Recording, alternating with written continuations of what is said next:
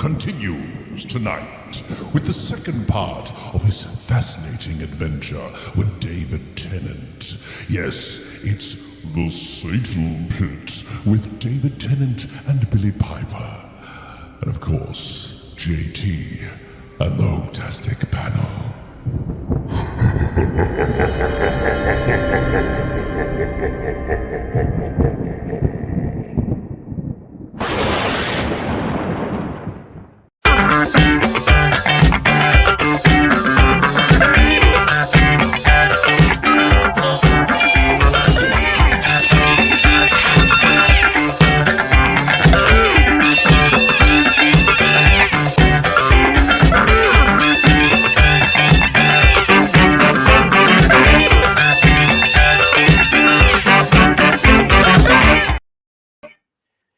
Yes, it's us. We are back here at Who's Views. Hello, hello, hello. With this, can you believe it, guys? This is the last episode in our Wholloween 2 season for 2024.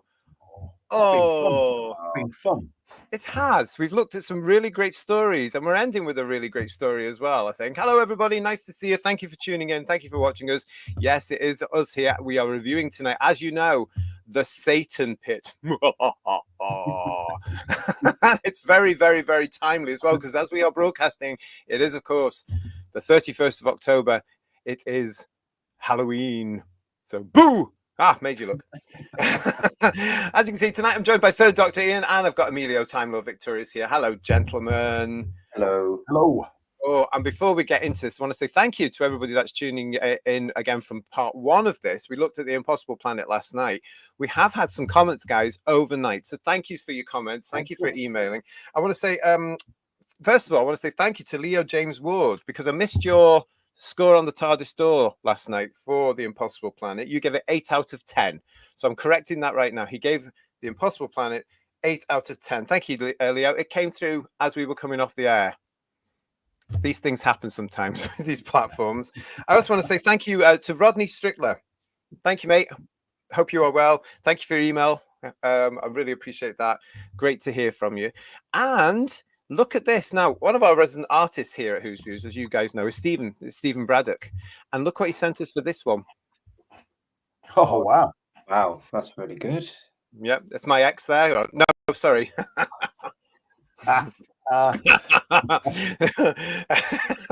in trouble now.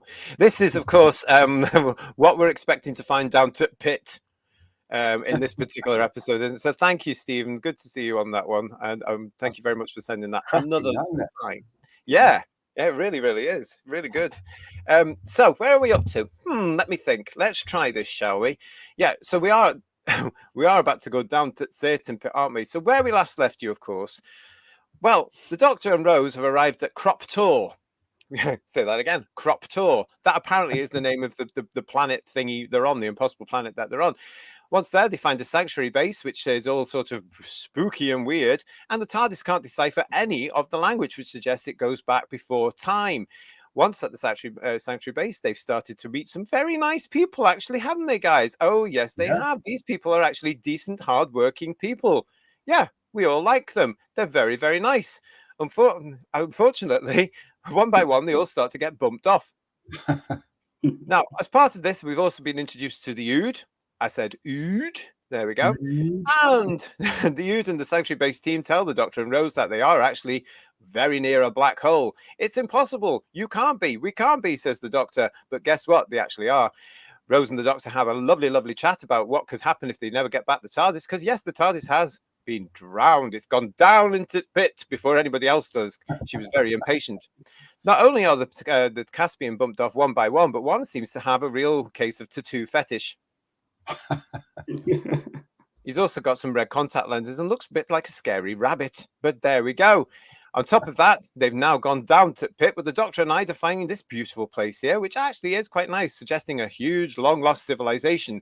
However, what do they find down there? But you can see it there. Yes, they find a pit. So this is another one. This is a pit within a pit. This is really, really good. Are you confused yet? Because you soon will be, because when we ended the show last night, it's at the very end of the Impossible Planet when the pit opens. And do we think the Doctor's going to go down it? Who can say? But that's the recap. Thanks for joining. Here we go. How did that go, guys? Amazing. You summed it up perfectly, JT. Yeah. They went down Brilliant. a hole, they found another hole, orbiting a black hole. The plot was full of holes, wasn't it? But it was good for it. Actually, on this one, is it? We're going to be talking about this. Was this one full of holes? Because we established last night at the Impossible Pit that this is a good story. It got great high scores, not just from the Whotastic panel, but from you watching us as well. So this is a good sign for this second part. Hello to everybody watching. Kirsty's in there with us. Hi, Kirsty. I have a spooky, lovely show. Obsessed with your recap, though, JT. Thank you very much, pal. Kirsty can't join us this evening because she got to work. Shocking, isn't it? I know, yeah. Here's Michael. Michael is saying, hello, the Ood. Ood? Yes, the Ood. And Dalek Eye is with you saying, good evening, everyone. Happy Halloween. I'm old enough to know when we didn't say that. We didn't say Happy Halloween. You were supposed to be really quite bizarre, worried about Halloween, weren't you? Oh, and this one's for Stephen. Terrific drawing, says Julianne, for Stephen's drawing. Michael again is saying, well done, Stephen Braddock, for that one. It's nice to get all these little pictures in. Marcus is back with us. Hello, Marcus, saying that's a great picture. And Steve Thompson's back with us as well. Hello, part 2. Is your brother with you as well? Fabulous. Fabulous, fabulous, fabulous. Rick Storm's been out trick-or-treating already. Well, share things around then. Come on, what did you get? He'll be making himself sick with all those sweets. I know, yeah. The kids today don't know the bone, do they? Because we used to have to just go around with a bucket. Now they get all these little pumpkin plastic buckets and all these spooky ones and things that light up and stuff like this. And I think, oh God, look at them all. Oh bless. But thank you so much, everybody. Damn, I love part 2. Whose views, says Mark Greaves. Well, that's great because that's what we're going to get into, everybody. So it's great to see you. Thanks for coming back and thank you for joining us once again. Lex Kane is saying to us here, look, go straight into action fighting scene with Mr. Jefferson saying open fire. Opening few minutes felt like a hide and seek scene in the space base. I think that's a fair enough assumption, isn't it, on this particular episode? Because it does. It's like I said last night, guys. You can watch these 2 episodes back to back as a movie. You could, yeah. You're thrust right back into the action. The minute it goes, it's just straight in, which is great way to kick off a kind of part 2. You really feel like you've literally just second afterwards you kind of carried on the story. So yeah, no, I think it's a great start to the episode. I mean, this is where in the old world, in old money, this would have been the start of episode 3, wouldn't it? I think so. Yeah. Yeah, and episode 3s could sometimes lag a little bit. And if this was shown in 4 parts, there'd be absolutely no lag in this whatsoever. You'd be out of your breath just watching it. It does dive straight in there, and it's all the better for it, I think. I think so. I really, really do, because as I say, you can watch them back to back continually. You can actually take out the closing credits of the previous episode and the opening credits of this one, shove them together like they used to when the videos started to come out. Yes. One moment, and it's amazing why that they've not actually done that yet, considering that they're so commercial, isn't it? Think, oh, let's just put the Impossible Planet and the Satan Pit out there as the movie. As far as I know, they haven't. I don't know if they have. I don't think they have. But, I mean, they could do it, couldn't they? Across the board, they could do it with all the 2-parters and the 3-parter, if you like, Utopia and all that bit. There's lots of cases in New Who where the part 1 would leave on a cliffhanger, and then part 2 it would like cut to it wouldn't basically follow what would left. It would jump to something else and then go back to it. And I think that kind of cuts the kind of tension and the suspense and the threat of the episode, where this one, you're straight into guns being shot, obviously, with the ooze, so the threat is really, really high just immediately from part 2. It doesn't start off, let's say, with a doctor down in the pit. It's going straight into the action. So I think there have been cases in New Who where they I think by cutting to something else, if you were watching it back to back, it would just kill the tension of the oh, right, that's a good point. As you said, they'd have to do some edit there as well. That is a good point. But I would call that a cop out, because you want to see a resolution, don't you? You want to see how that cliffhanger, resolves itself. Who rescues you or what happens, or that's the whole thing of a cliffhanger. Mark Milford, one of our Who's View's Poet Laureate, is saying to us, this showed us that the two partners format had a better feel than the one-offs.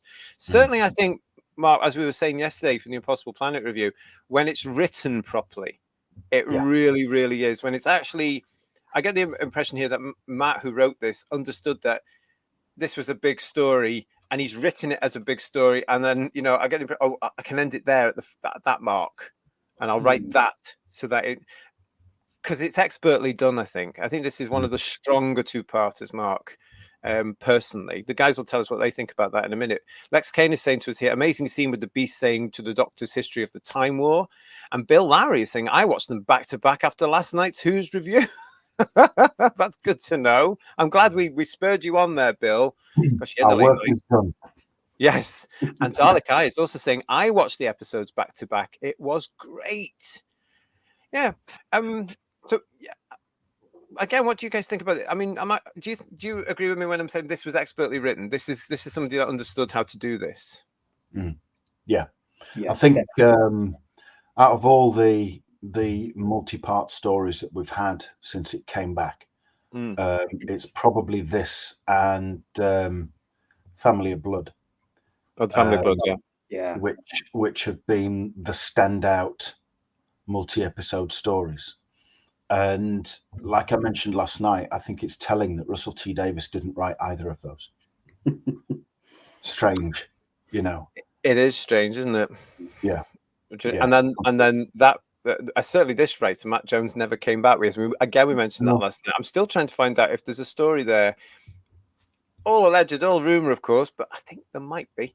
So from what I'm hearing on my, what do you after Family of Blood? Did Cornell come back after Family? Yes, he did. Well, he did Father's Day previously, didn't he? Yeah, but I don't think he came back after series 3, did he? I mean, I don't mind about him because I have views. No, but I think he got work though. Actually, I think he got other stuff to do. He got comics to write probably as well. But anyway, this is everybody the Satan Pit, first broadcast, believe it or not, on BBC One on the 10th of June 2006. And as we said, it's been written by Matt Jones. Incidental music, which we want to talk about tonight as well, by Murray Gold, because I love the incidental music in this, and you know, just listening to it. It just hits all the emotion that's in this, doesn't it? I mean, he's got the spooky vibe going on, but he has all got that sad, melancholy. I don't know. It's funereal, actually, in a sense, as well as being the spooky side. I think I'm not particularly good with musical instruments, but that sort of like thing. It sounds very stringy. Is it a cello? A cello, maybe. It was a violin, isn't it? I don't know. It's somewhat with string. I thought violin originally, but you know, maybe that's a cello as well. It seemed quite deep for a violin, but I mean, it might have been. I don't know. Like I say, I'm pretty certain it's somewhat with strings. Whether you put it to your chin or between your knees, I don't know. But like it's one or the other certainly. But it's very, very good. And again, if he did it now, if he scored it now, it'd be just too loud, wouldn't it? I think he's lost his. I think he was losing his way towards the end of Series 3 and Series 4. So he'd just go for loud now, I think. Well, don't they all? It's just all bang, whap, whap. Yeah, but I mean, you know, we're going to talk about this. Isn't that just generally music nowadays anyway? There speaks somebody way younger than Ian.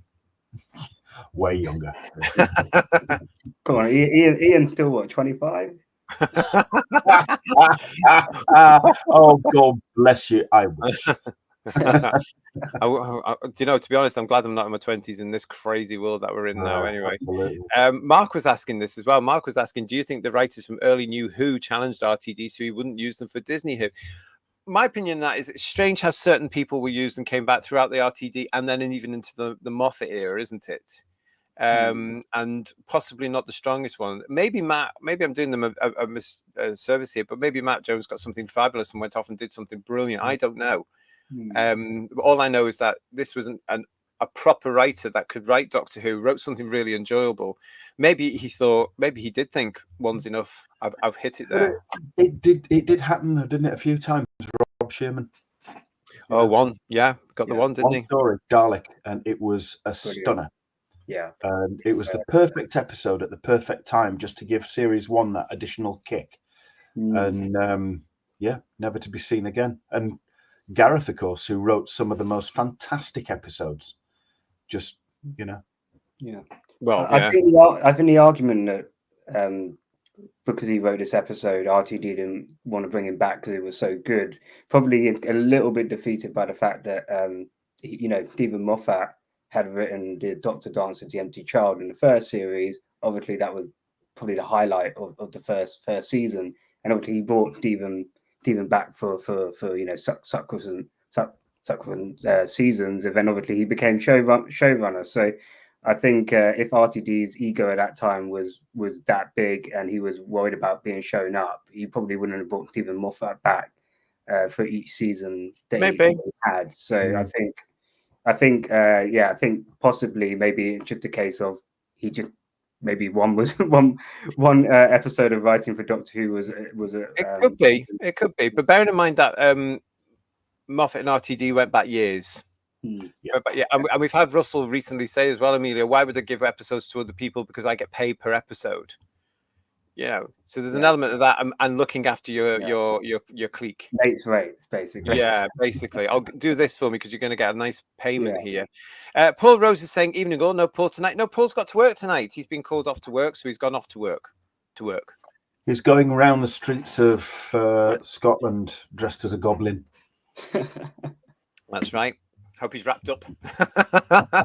Lex Kane is saying to us here, look, they don't know that Toby is actually gone. The real Toby, the Toby we know now. Yeah, that's very true. It's very spooky, isn't it? Because when he's in that tunnel as well, and the Ood are after them, and then he suddenly turns around with the red eyes and the tattoos and goes, shh, that's very powerful scene, that one is. But isn't that whole suggestion that they don't know, but we know that he's gone and, he's been inhabited by something yucky. That's incredible, isn't it? It's a really good one, that one. Yeah. I like that this episode has none of that Dr. Rose schmaltz that benefits from the fact that they're separated for virtually the entire episode. That's a real positive, I think, and he does work really well with Ida. Like was mentioned last night, companion we never had, really worked well with her. I agree, and I think it also helped Rose as well, because Rose then had to kind of step up on her own. Basically, Mr. Jefferson was going to shoot Toby, right, and then she had to kind of basically say, you're not going to shoot him while I'm here, but you have to shoot me. And then when the Devils obviously basically toyed with them all, they're all starting to panic, and she's the one trying to kind of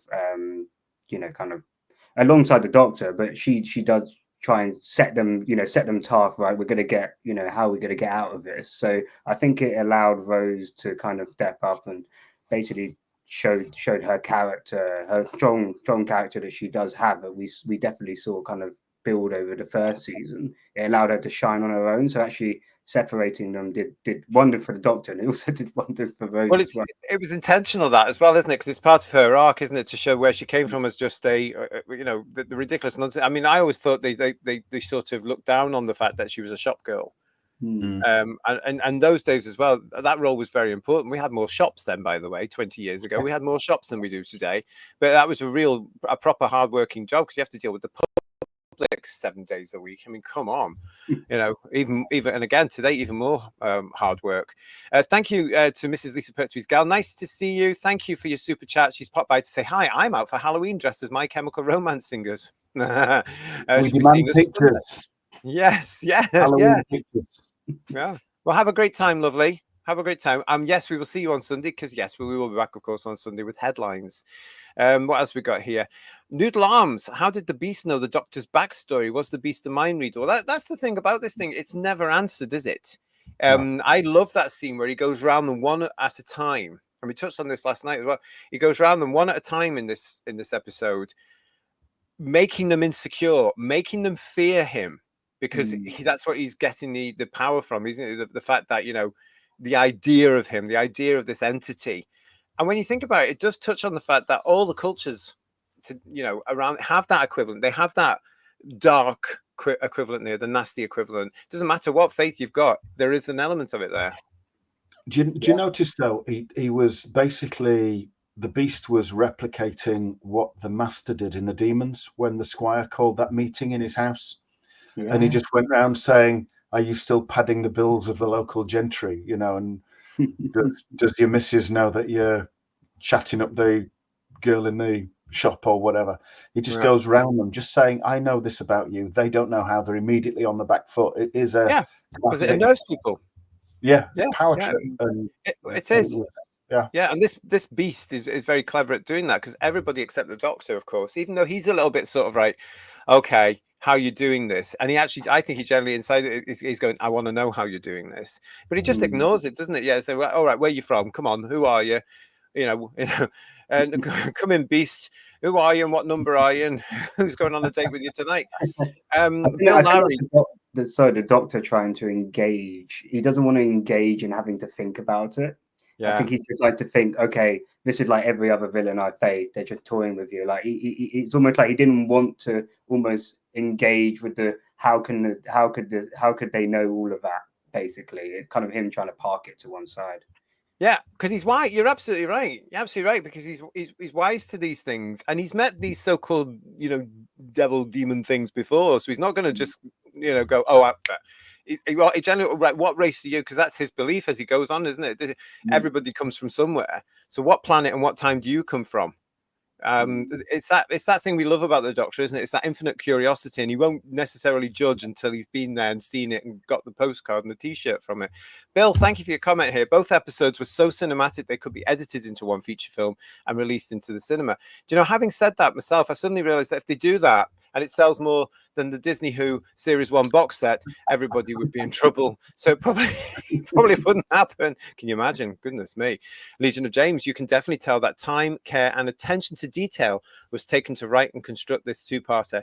It flows really well in either two halves or as one full story. Absolutely, it really, really does. And that's the beautiful thing about it, isn't it? It just works. And you can watch it anytime and you just think, hang on a minute. Just incredible. What else have we got here? Oh yeah, thank you very much for joining us, everybody. Graham is saying to us, I rewatched these two episodes and have upped my 6 to a 7 for last night's episode. Oh, okay. Look at this. Oh, well, we'll see how much you're going to be giving this one. What was that? Get you, Graham. Absolutely. And what's Stephen saying to us? Stephen Braddock is saying here, thanks for the artwork again, mate. I'm out for Halloween dressed as a zombie, as you do. Trick-or-treating with my partner, but I've still got Who's Views on. Thanks for all your lovely comments on my beastly artwork. Well, I'm glad you're out there. Show everybody the video of us live. Get them to subscribe. Send us pictures of you as a zombie. You want to see? Digby's with us, giving us a super chat. Thank you very much, but you're very naughty, because he said, "Happy Halloween, lads. Was the Beast modelled on RTD?" Naughty. Thank you for that, mate. And Paul Rose saying to us, I think the Beast is one of the best realizations of the devil put on screen. It's very, very well done. Yeah, we'll look at that in a second. And thank you for your super chat, Mark Reeves. If they did this now, Maestro would jump out of the pit singing "I Will Survive." Listen, don't tell me things like that. I've got to sleep tonight, guys. Come on. That'll give me nightmares. And it'll give RTD ideas. You know, he thinking about it, he returned to the concept of this large creature with horns, didn't he, the following year with Abaddon, right at the very end of Series 1 of Torchwood. That massive eater of life that just went around killing people. It was a massive horned beast. Very similar. Remember it. I was so done with Torchwood, but it's all on the DVDs here because I was a completist. I've never watched it. Was it worth it? So they did this. It does end with a big walking through Cardiff. This, I think, it's about 30 or 40 feet, high, going through Cardiff, sucking life out of people. They just drop dead, and it's this huge thing, not identical but very similar with the curved horns. Yeah. I'll dig a picture out. And no one talks about that one. Jack sacrificed himself, so it sucked all the life out of Jack. But of course, he's immortal, so it ultimately did itself. I'm going to see if I can find a pic. Well, we've got here from Paul Centerford. At the bottom of the pit, we see an ugly, nasty creature. Oh, and we also meet the Beast. We do. And Julianne is saying RTD could take lessons from this, how to write a two-parter. Yeah, because a lot of theirs, isn't Julianne? It's all a bit sort of lackluster, isn't it, really? You get a sort of, is that it? It's a quick resolution where time rolls back, or this happens, or this happens, or this happens. It's very odd. Graham is saying, listen, in response to that, yeah, I enjoyed it far more when I watched both episodes together. I think I must have been in a bad mood yesterday. It's 7.5 yesterday now. That's all right. That's okay. What else we got here? Yeah, so listen, this bit that it works for me, this whole thing. It's really, really good because you've got this, you just know, don't you? You just know what's going to happen. Thanks, Ian. You just know it's going to happen, but the pit's open. And the doctor's going on about this urge, doesn't he? This whole urge. Oh, I've got to go down. I've got to go down. I've got to get down. I've got to go down. And then he does shock us because at one point he does turn around and he goes, "No," but you know he's going to do it. But that scene where he's going, this scene, yeah, this is a great scene. This must have been actually quite difficult to write because he's just in this void. And I watched this and I think this is a great thing from Matt Jones here. How the hell did he put this together? How did he decide that there was going to be another pit to get down to the thing? And then the dialogue coming on here between him and Ida. And as we said here, you know, Ida is brilliant, isn't she? She's absolutely wonderful. She really is. And as I'll keep saying, you know, she's the companion we should have had and never had. Absolutely fantastic. Wonderful performance. But this whole scene where he's going down and down and down, I just think it's great. I really enjoy it. Yeah, I think what's really nice about it is almost like not the time kind of to deal, but usually the doctor doesn't engage in that kind of I would say more intellectual kind of questions that she was asking, really trying to kind of dig deep into his beliefs, and it's not really something that Doctor Who really touches on around what the Doctor believes in so directly in the kind of conversation. But because it was just them to him speaking to her as she's going down, I just felt it felt like a kind of new, when you watch it, it feels that kind of conversation doesn't happen so much with the Doctor and a human before. So we get to learn a little bit more about the Doctor here in terms of, what does he believe in, and also him questioning his actual beliefs. And actually, the 10th Doctor, one of his flaws is he's very arrogant. He can come across very arrogant. And actually, it's quite nice to see the Doctor actually almost being humbled by the situation, actually going, you know what, I've not seen everything. And that's probably why I still go on traveling. So I think it's a really kind of interesting kind of eye opener to the Doctor in a way that we hadn't, especially in New Who, you hadn't really seen up until this point. And I felt that the dialogue was brilliant, absolutely brilliant. Yeah, that's not what you think about. Sorry, that's not what you think, Hoover, is about this scene where he's going down into the pit. Go on, Ian. I was going to say, I agree with Amelia there. You don't always get those calm moments where you actually get some decent exposition, because the majority of the episodes being one-part stories, it just doesn't allow for it, does it? Everything's going on like a runaway car down a hill with a handbrake not working, and it's just relentless. Whereas this was just a pause, and building up to something that you know is coming. But it was just that.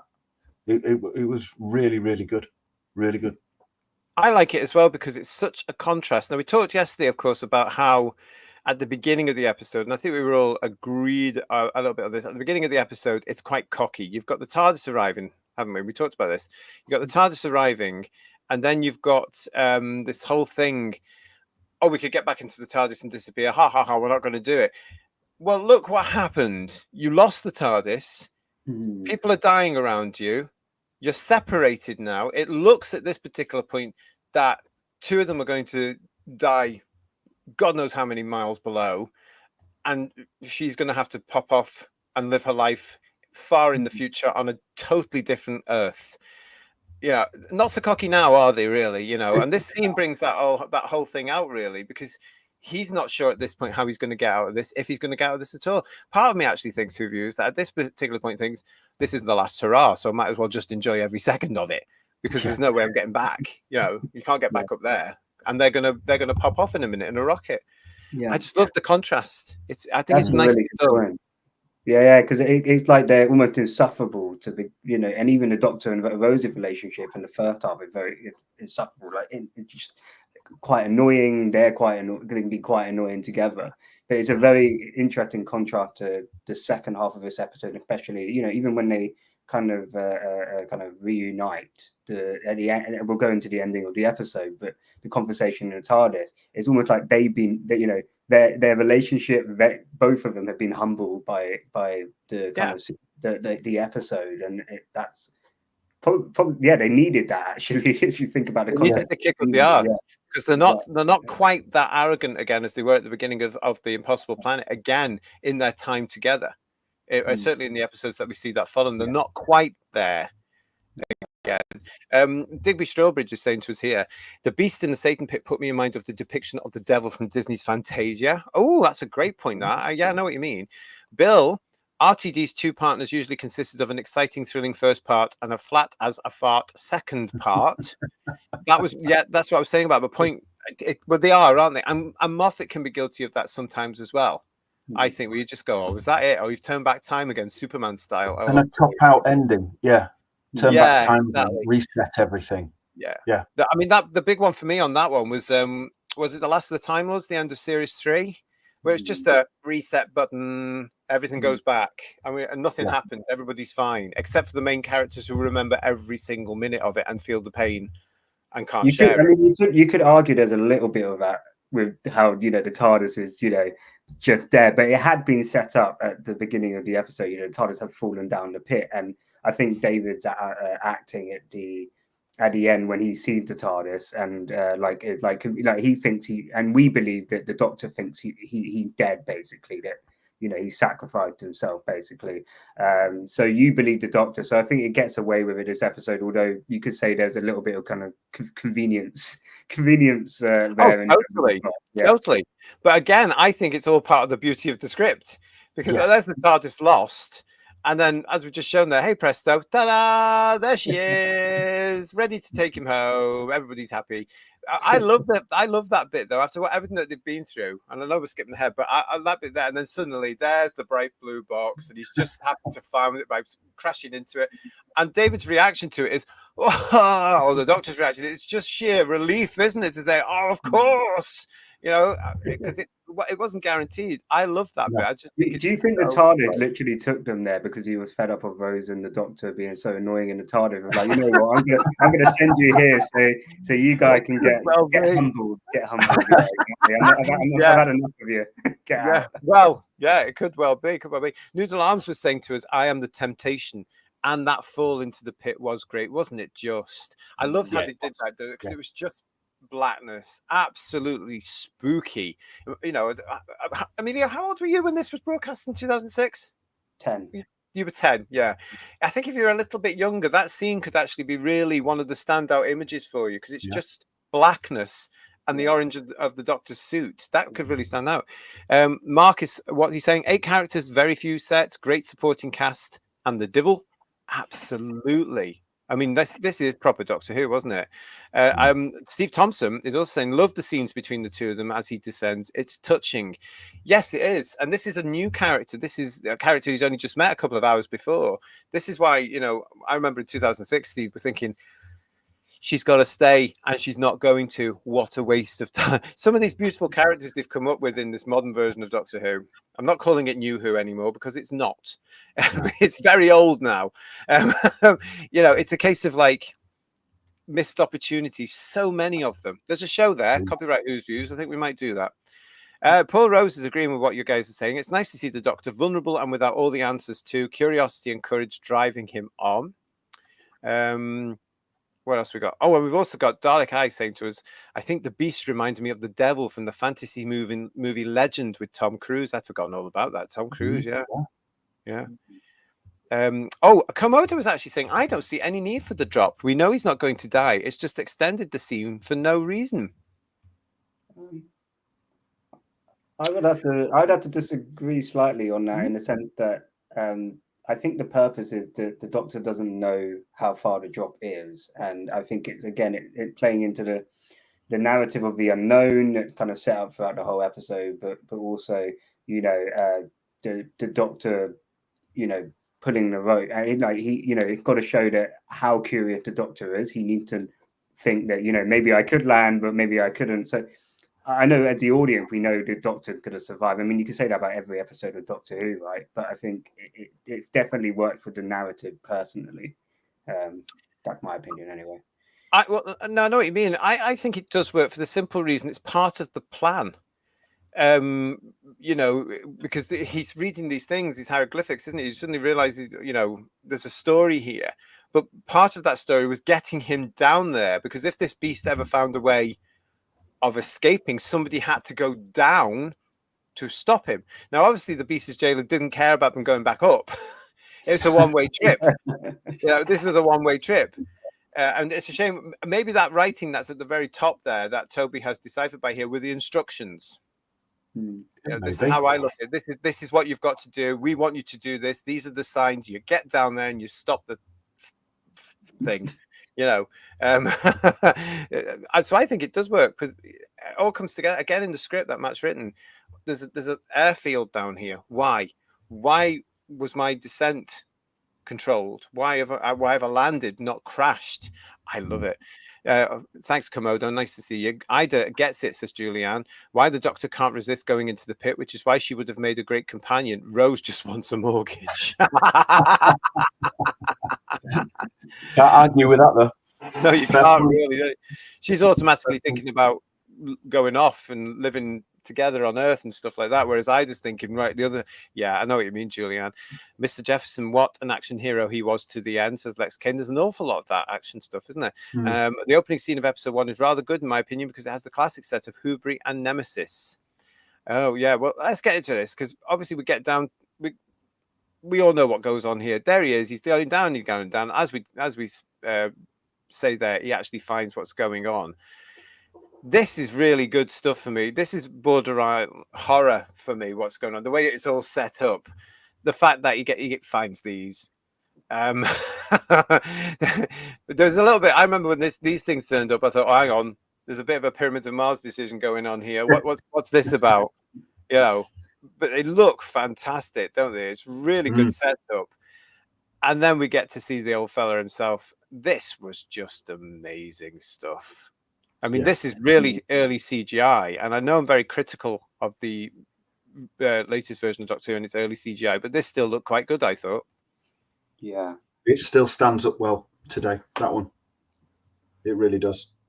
It really does. Yeah. It sticks in people's memory, because I was speaking to a friend of mine earlier. He hadn't actually watched this since he was a kid as well, and he still remembered the image of the beat. Right, it's really visually very, very powerful. And I think I watched the Confidential episode at the time, and they were showing actually the amount of different images they had of the devil and different, you know, religion, that they kind of used all of that to basically merge it into this basically the devil that we see on screen. So yeah, I think the iconography is really, really good. Yeah, it's exactly what you imagine the beast to be, isn't it, Ian? They played up to that image. Yeah, completely. They went for all the sci-fi and fantasy devil tropes, didn't they? The red skin, the eyes, the fire out the mouth, the forked tongue, red skin, huge horns. Yeah. I mean, we've seen similar things, haven't we? Like Sir Sidney's saying there, you know, very, very reminiscent of the demons, you know, like the Doctor would say in his little presentation in that story with horns, you know. But we also had the Destroyer, didn't we, in Battlefield? Yeah. With horns, you know, and brilliant he looked as well. Yeah. But they played for the common views or interpretations, didn't they? And quite right too, because there were millions of Notwees watching this show at this particular point, you know, and this is what the expectation was. The Horned Beast, we all know the stories of the Horned Beast, you know, what that might be supposed to represent. So for them to go ahead and do that, I think that's brilliant. Could it have been from Deimos? Yeah, of course it could have been. Who knows though? It could have been a relation, you know. I love the fact it's left a mystery, because that's what the modern Doctor Who doesn't tend to. It tends to want to explain every single micro bit of the show. This time it was just left. It It's not works a lot explained who better. he is. It does, doesn't it? It's like with Midnight, right? We don't know what the entity is, and that's a I great know. thing.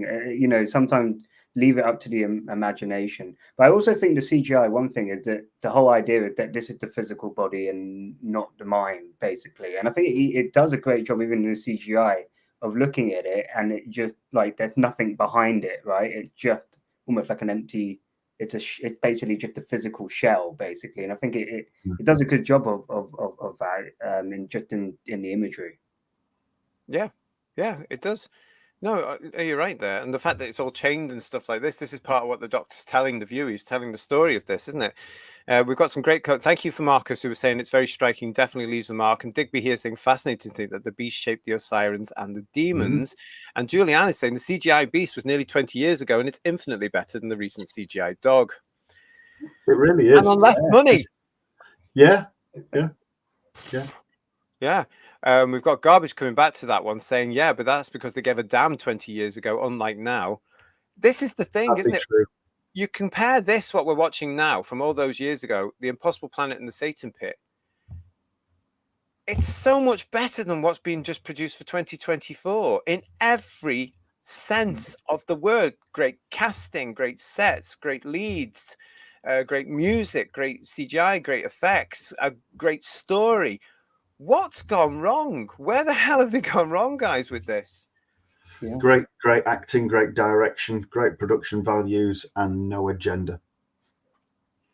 I think that's it, Ian, right? Like it got a diverse cast, and they're not trying to make a point of the fact that they have a diverse cast. You're not paying attention to it because you're just there for the characters, and that's what people want to invest in. Well, that's how we were. Exactly. It's not making a point of the captain. He's not coming out mentioning his skin color. You know, what we got to know about him is that he's slightly he has some insecurities to the fact that he's had to take over as acting captain, and he's not sure whether he's up for the job. So you know, that's what the story is focusing on. It's not trying to focus on somebody color of their skin or their sexuality. Yes. You're just invested in the characters. This is what I miss. I mean, this isn't that long ago, really. This is how things have changed, because you know, and it's not changed for the better, because I remember at the time, I said it last night as well, and also when I watched it back to back the other day there, I didn't notice all the things that would be shoved in my face through the narrative of the script. Now I didn't notice that there were all these diverse characters, because again, to me, it's just humans trapped on the sanctuary base, and I like them all. As you're saying, Emilio, the captain hasn't come along and said, "Oh, look at me, I'm black, la la la la la," and I have to have this, and I have to have this simply because of that. They all work together, and they're a great. That's the humanity of the future, not wearing the labels. And now Doctor Who's gone back on that to say, no, we think the labels is the future of. What a load of old nonsense they're talking about. It's ridiculous, isn't it?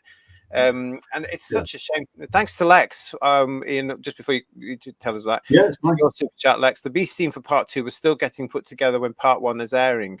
So you say. So yeah, I never heard that one before. That's interesting, those. I think somebody mentioned that yesterday as well. Maybe there's some truth in that. I don't know. I think it was Lex as well yesterday. So maybe there is. Maybe we'll have to look into that one day. What do you think about that whole thing about where the show is now compared to what we're watching here nearly 20 years ago, Ian? I think it's entirely different. It's entirely different, and it's not better for it. It was, in some respects, it was still finding its way, so it couldn't take so much for granted. And I think what it does now is it takes everything for granted. It took the fans for granted, which is why it felt it could insult them and tell them to basically F off, whilst thinking that they wouldn't F off. And of course they have. But with regards to the diverse cast, and it was a very diverse cast. Brilliantly, yeah. You know, there was women in positions of leadership. The guy in charge was black. You had an Asian guy, all sorts. It was a very, very diverse cast. Your attention wasn't drawn to it. You just, like you've said, you liked the characters. And the only time, forgotten the character's name, that's my age, but the guy that was in charge, you know, He just said the first people to fly away from a black hole, and then we're going to be we're going to be the first people to fall into a black hole. Obviously, he wasn't aware of the events of the Three Doctors, but we won't hold that against him. But nowadays it'd be, well, for a start off, he'd be gay or trans, but I'm the first trans black person in charge of a sanctuary is what it would be now. It's true. I'm the first, insert skin color here or insert sexuality here, or both, if you like, just to make it mega woke. Whereas it was just used as jokes, first to fly away, but now it'd be first. It would really be laboured now, and it shows you how far they've gone wrong when it comes to story, and it shows you how far they've fallen, everybody, when it comes to regarding their audience. It really does. They respected their audience back when they did these 2 episodes. Now they don't, because look what they've just churned out. With all their resources now, with all that money that they have now, they could not do something like this now. They don't have the ability or the belief. No, they don't. Or the respect for the subject matter as well, the respect for the show. They don't have any of that. Well, a lot of the Who viewers, everybody in the chat is agreeing with us. Graham is saying to us, it really is far superior to anything from the last series. I thought a real decent story with no virtual signaling. Digby, excellent point, JT, Emilio, and Ian. The missing ingredient is that this production team cared about the show and not the message. Copyright the critical drinker.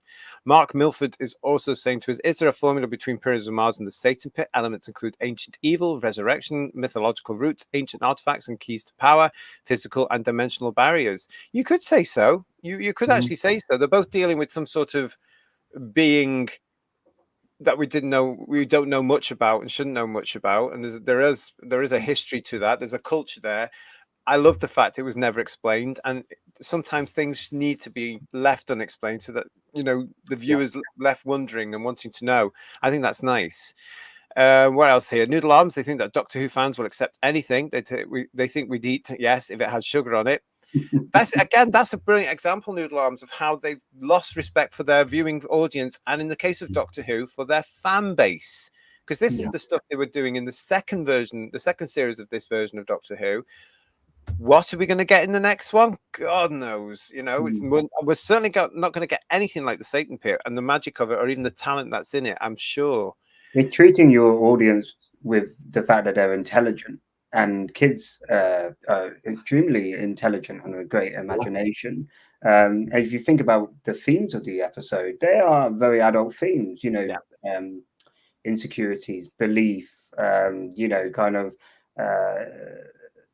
how do you kind of manage a situation where it feels like it's a lose-lose? It's dealing with lots of very, very complex stuff. And, they weren't going back then, we should shy away from discussing these things or bring them up with kids or not allowing them to, to think about these kind of things. They put it in there. They treated them as, kids as if, they are intelligent. And I think that's something that we're not doing now. They've dumb everything down. It's almost like, here's a shiny toy that you would do with a 2-year-old.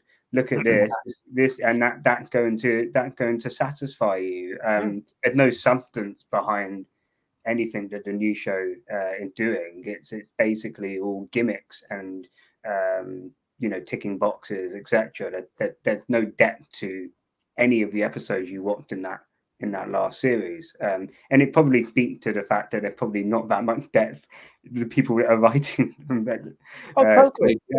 So, I mean, this is Matt Jones, who is a Doctor Who fan. So I understand he was a Doctor Who fan, brought up on the original Doctor Who. Because I feel like these 2 episodes have more in common with proper Doctor Who than with what was to come.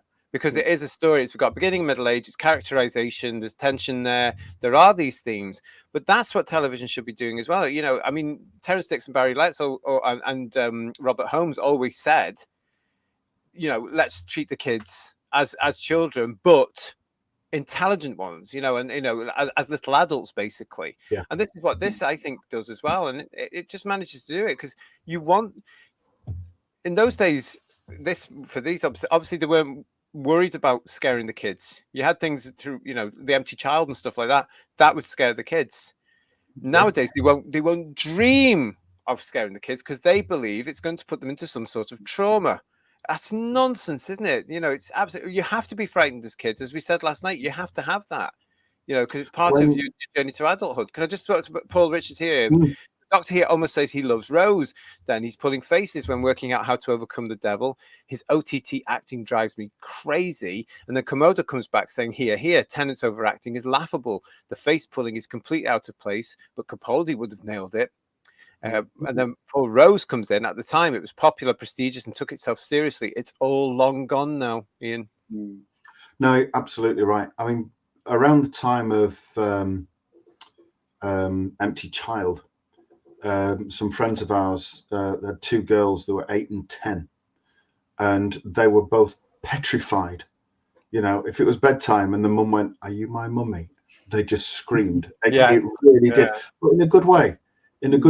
And they wouldn't dream of doing it now. And I mean, I'd ask Emilio because I know JT didn't watch it, but could you imagine Whittaker facing off against that monster? Could you?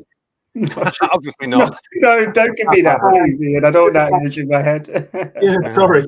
You know, trauma hotlines are available courtesy of Who's View. But it's she'd just tried twanging her braces, doing a silly face, a very gormless looking face, and pointing a sonic screwdriver at it in a very dramatic way. And Shooty would just call it honey. And cry. And hopefully it'd fall on him and squash him. But this is why you need a credible and strong actor.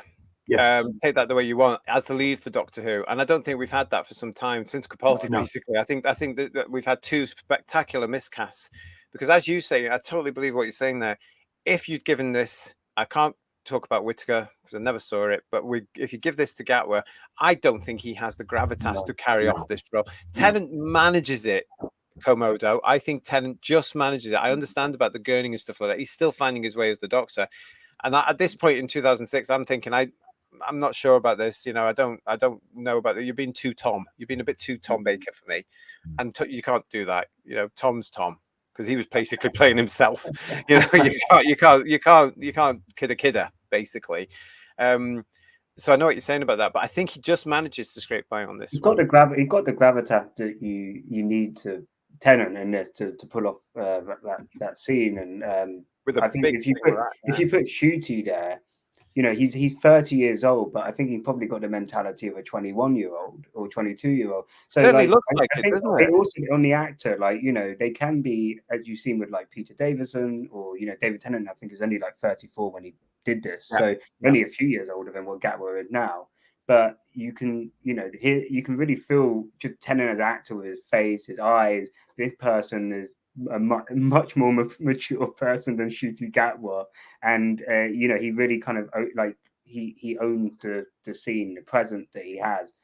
Yeah, Gatwa like a shrieking little boy. Like you just don't take it. You can't take him seriously. You couldn't take Whittaker seriously, and I think that's a yeah, like you say, you need a real actor that's going to kind of own the screen, and you really believe in kind of what they're saying. I'm not saying that Shooty and Whittaker, you know, also the writing let them down as well, but yeah, I just don't think they've been terribly miscast in the position. Oh, totally. Like, Peter Capaldi there, or even like, you know, Matt Smith, you know, he could still pull it off because Matt Smith is just a great actor. He may not have necessarily the gravitas that Tennant or Capaldi has, but he's a Clark character actor, so he would find a way of pulling it off.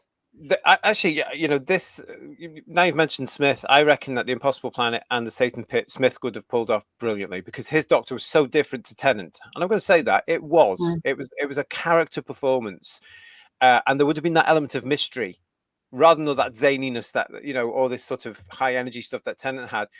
I know Smith had that, but he also had that quality of mystery there, you know, and then being able to actually ignore everybody else in the room to focus on that mystery. I think it would have been a bit more subtle, a bit more contained, but still, when he got down there, he would have been able to say, right, let's be having you.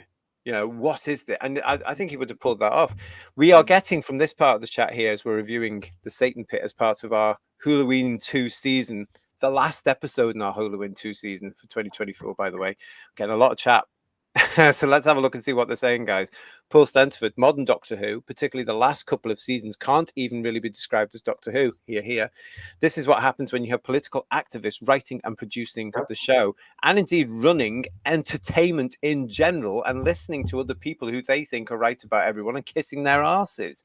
And yet go back and look at your own work from nigh on 20 years ago and remind yourselves who you are, I would say.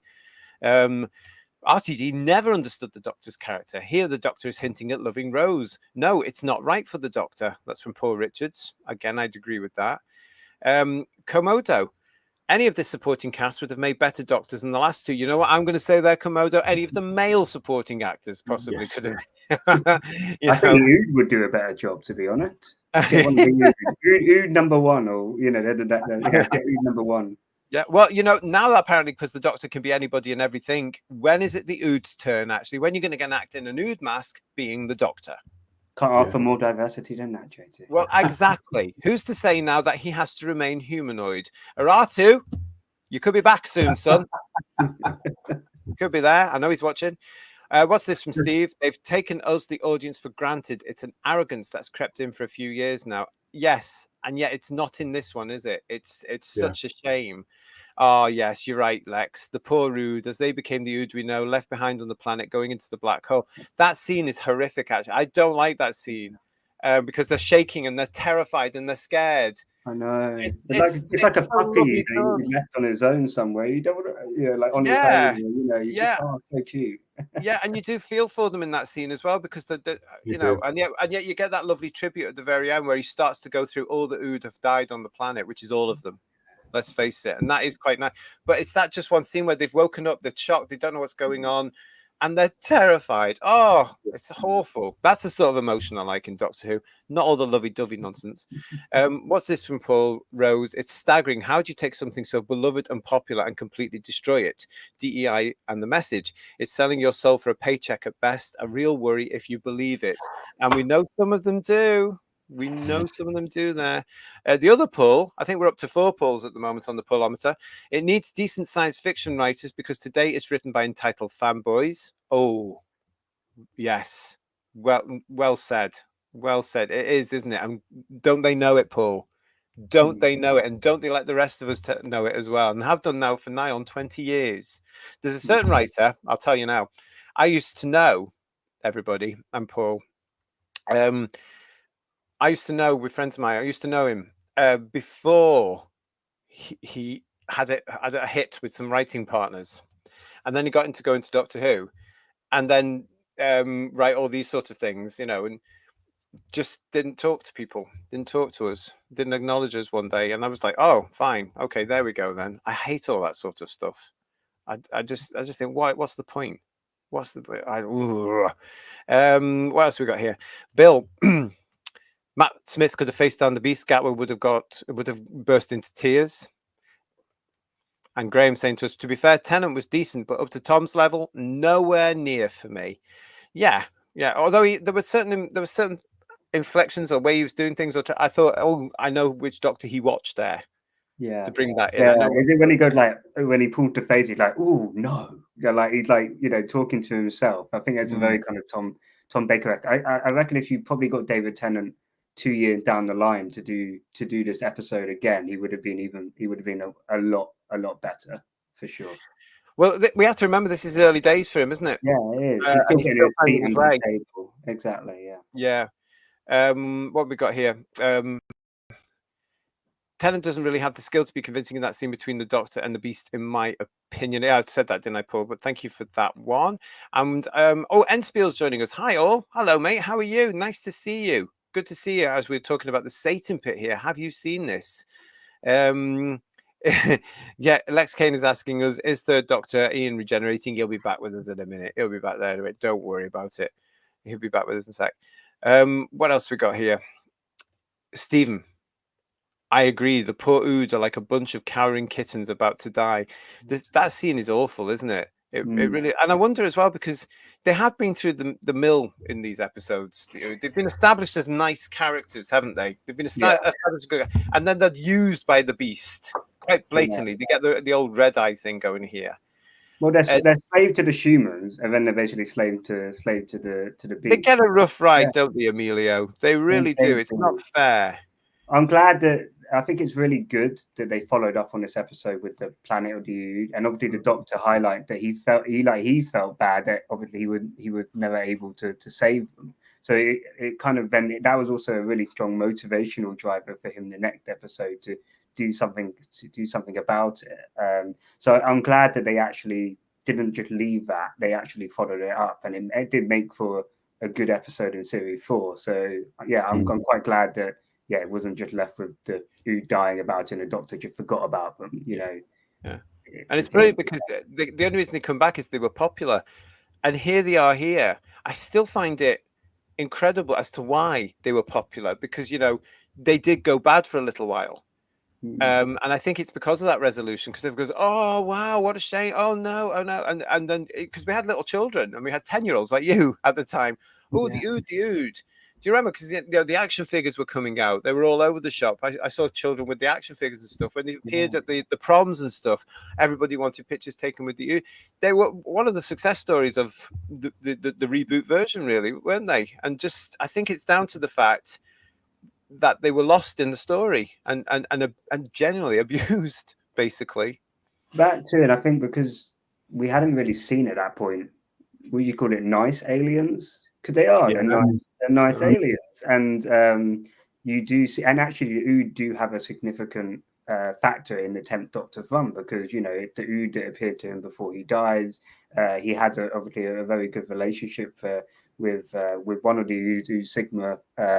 So they actually like it built on the Ood are actually built on and have a really key part in this Doctor's life as well. So I think as a kid, you know, not only was it the fact that they're nice, and as you say, JT, that they were, you know, kind of you felt bad for them, that they were, you know, treated badly, but also they played a narrative importance in the 10th Doctor's era. They did because and just because the public made them and the fans made them popular.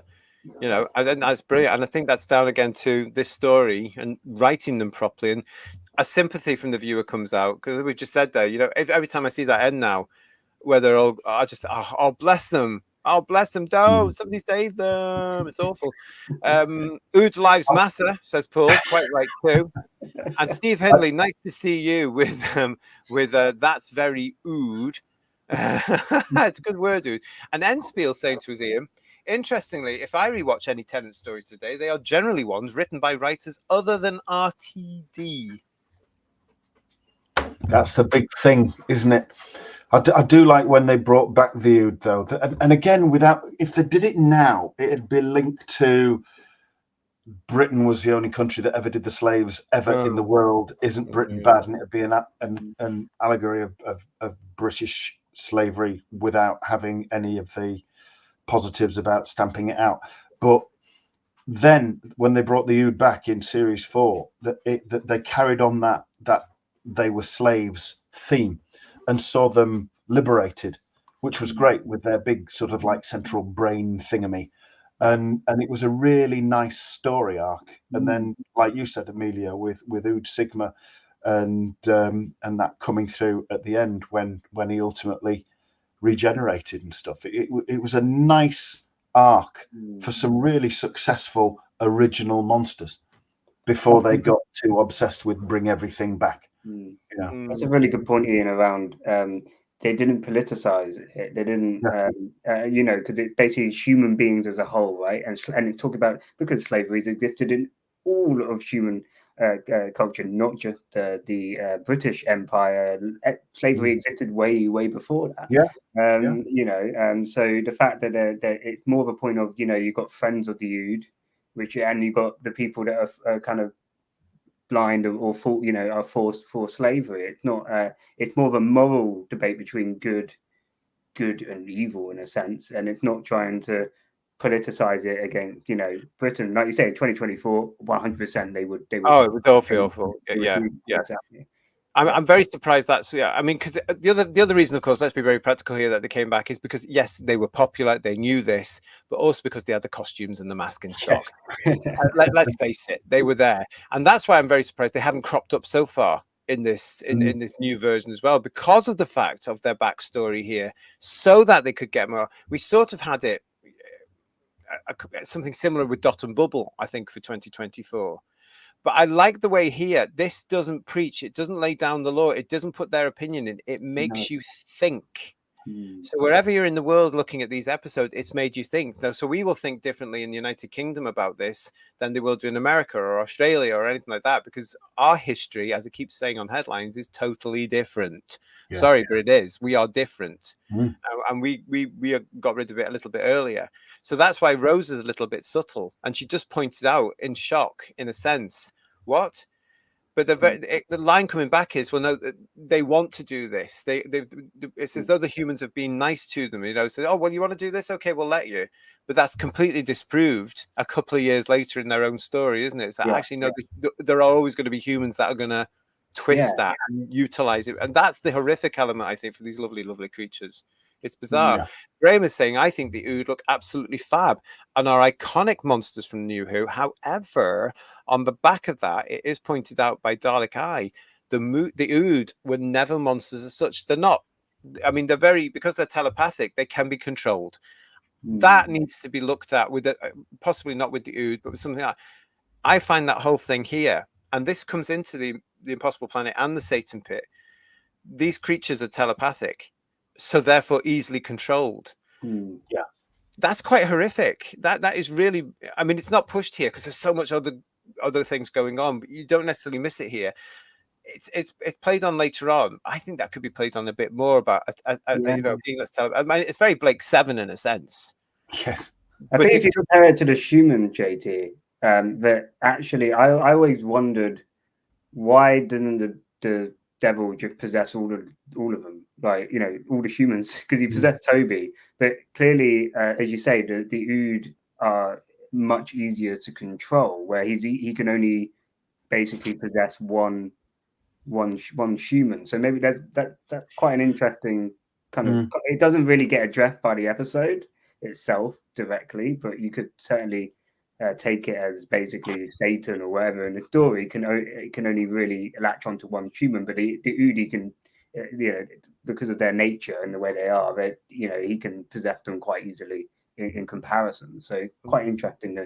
It is interesting. I know what you're saying there. Juliana's saying to us, if the Ood came back now, it would all be about their pronouns. You're totally right, aren't you? You know, how would you do that? But no, I mean, that is an interesting thing. But why Toby? And I was thinking about this when I was rewatching it, thinking, why particular Toby? And I think it's because Toby is the most insecure of them all. Yeah. So therefore, he was able, you know, to get in there. The Beast was able to get there and manipulate him quicker than he would have been able to do with any of the others.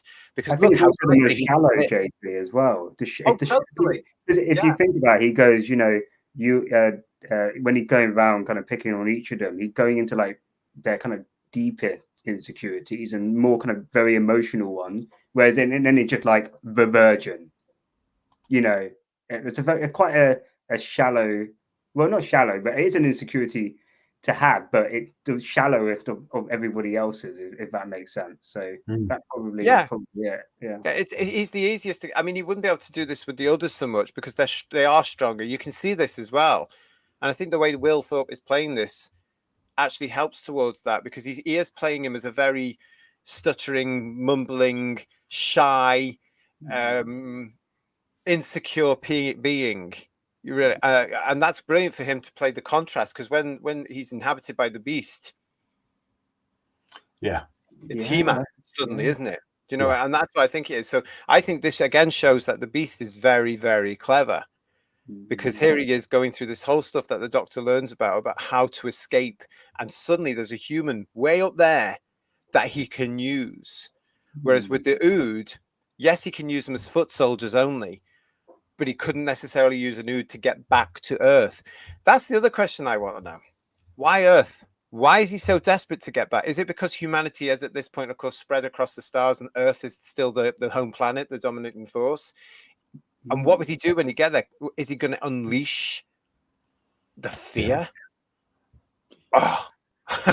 The interesting thing is, they already talked about the fact that the devil is already you know, for everyone, it's religions anyway, so that it's there. Like I agree. What what difference would it make him going to Earth? I think we do get a hint in the episode that it was, you know, humans' lust and vice, and you know, so definitely it would be he'll be feeding off humanity's weaknesses or etc. Or you know, the evil. Can you imagine the chaos, especially when they realize this alien is there and it's who they think it is? Can you imagine the chaos?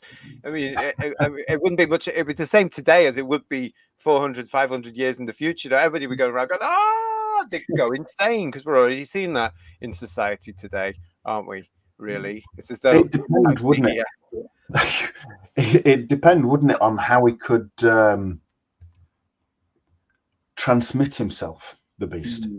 You know, because obviously it was using telepathy with the Ood, and you'd imagine by this point, like you've said, the humans have got this vast empire across the galaxy or wherever, and if he and they're going to be communicating with all elements of their empire with Earth at the center.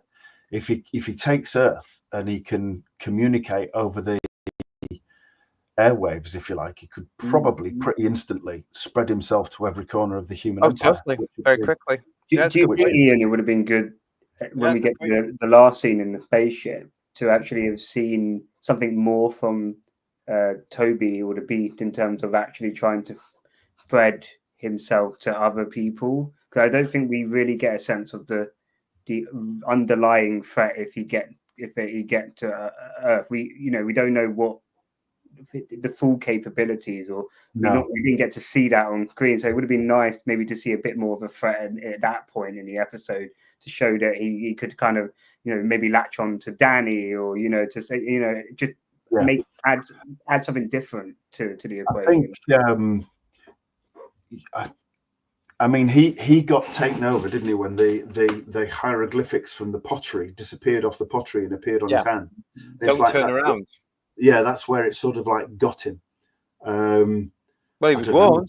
We talked about that last night. Don't turn around. If you turn around, you're going to die. It happened. And look how quickly as well, Ian, because 1 minute Toby's there and the next minute he's standing outside. Yeah.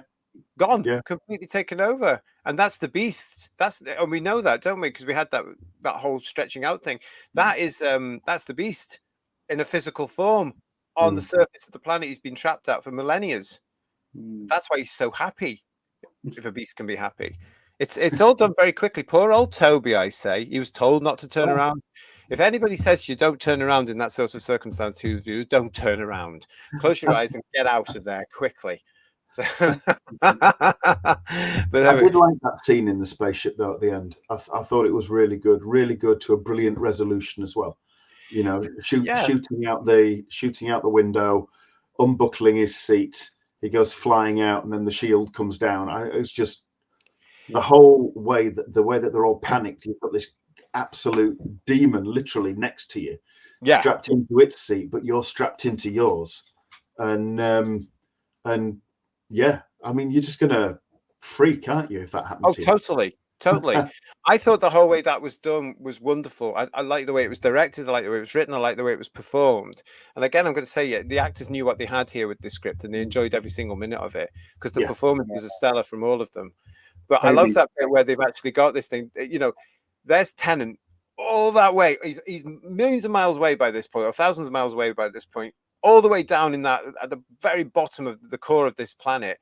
The doctor's making these decisions. Oh, I've got to do. Oh, I've outdone you. The riddle is there. I've got it. I know. And then he smashes the urns, and then suddenly the beast in Toby's body goes, "Oh, what is he doing? What is he doing?" Yeah, I love that. It all comes together. And for me, I didn't feel it was a rushed resolution to this two-parter. I thought it made sense. It wasn't as though, I know you were saying there, I don't think it was turning time back. You know, we knew the TARDIS had to crop up at some point, and you know, the fact that it's there, I thought was wonderful, because at some point I've actually forgotten about the poor old TARDIS at this, because there's so much other stuff going on, and suddenly there she is. Yes. It's a real sort of punch the air moment. Yes, we've got it. You know, this is it. This is going to be okay. There's a great directing in the ship where Rose is looking at the bit where obviously the beat turns, but she's looking.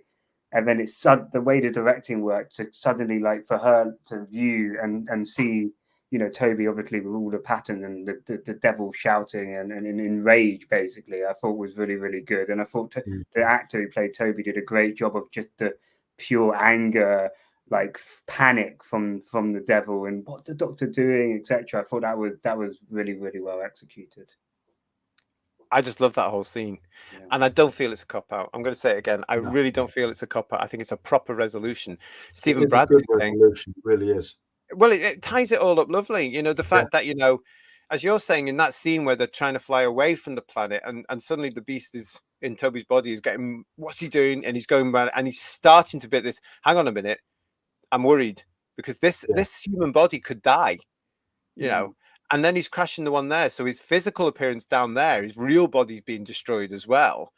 And then Rose comes along and then shoots the guy, and off he goes into the black hole. That's him surely gone, because his physical form's gone, and his presence, his mental form is gone surely as well.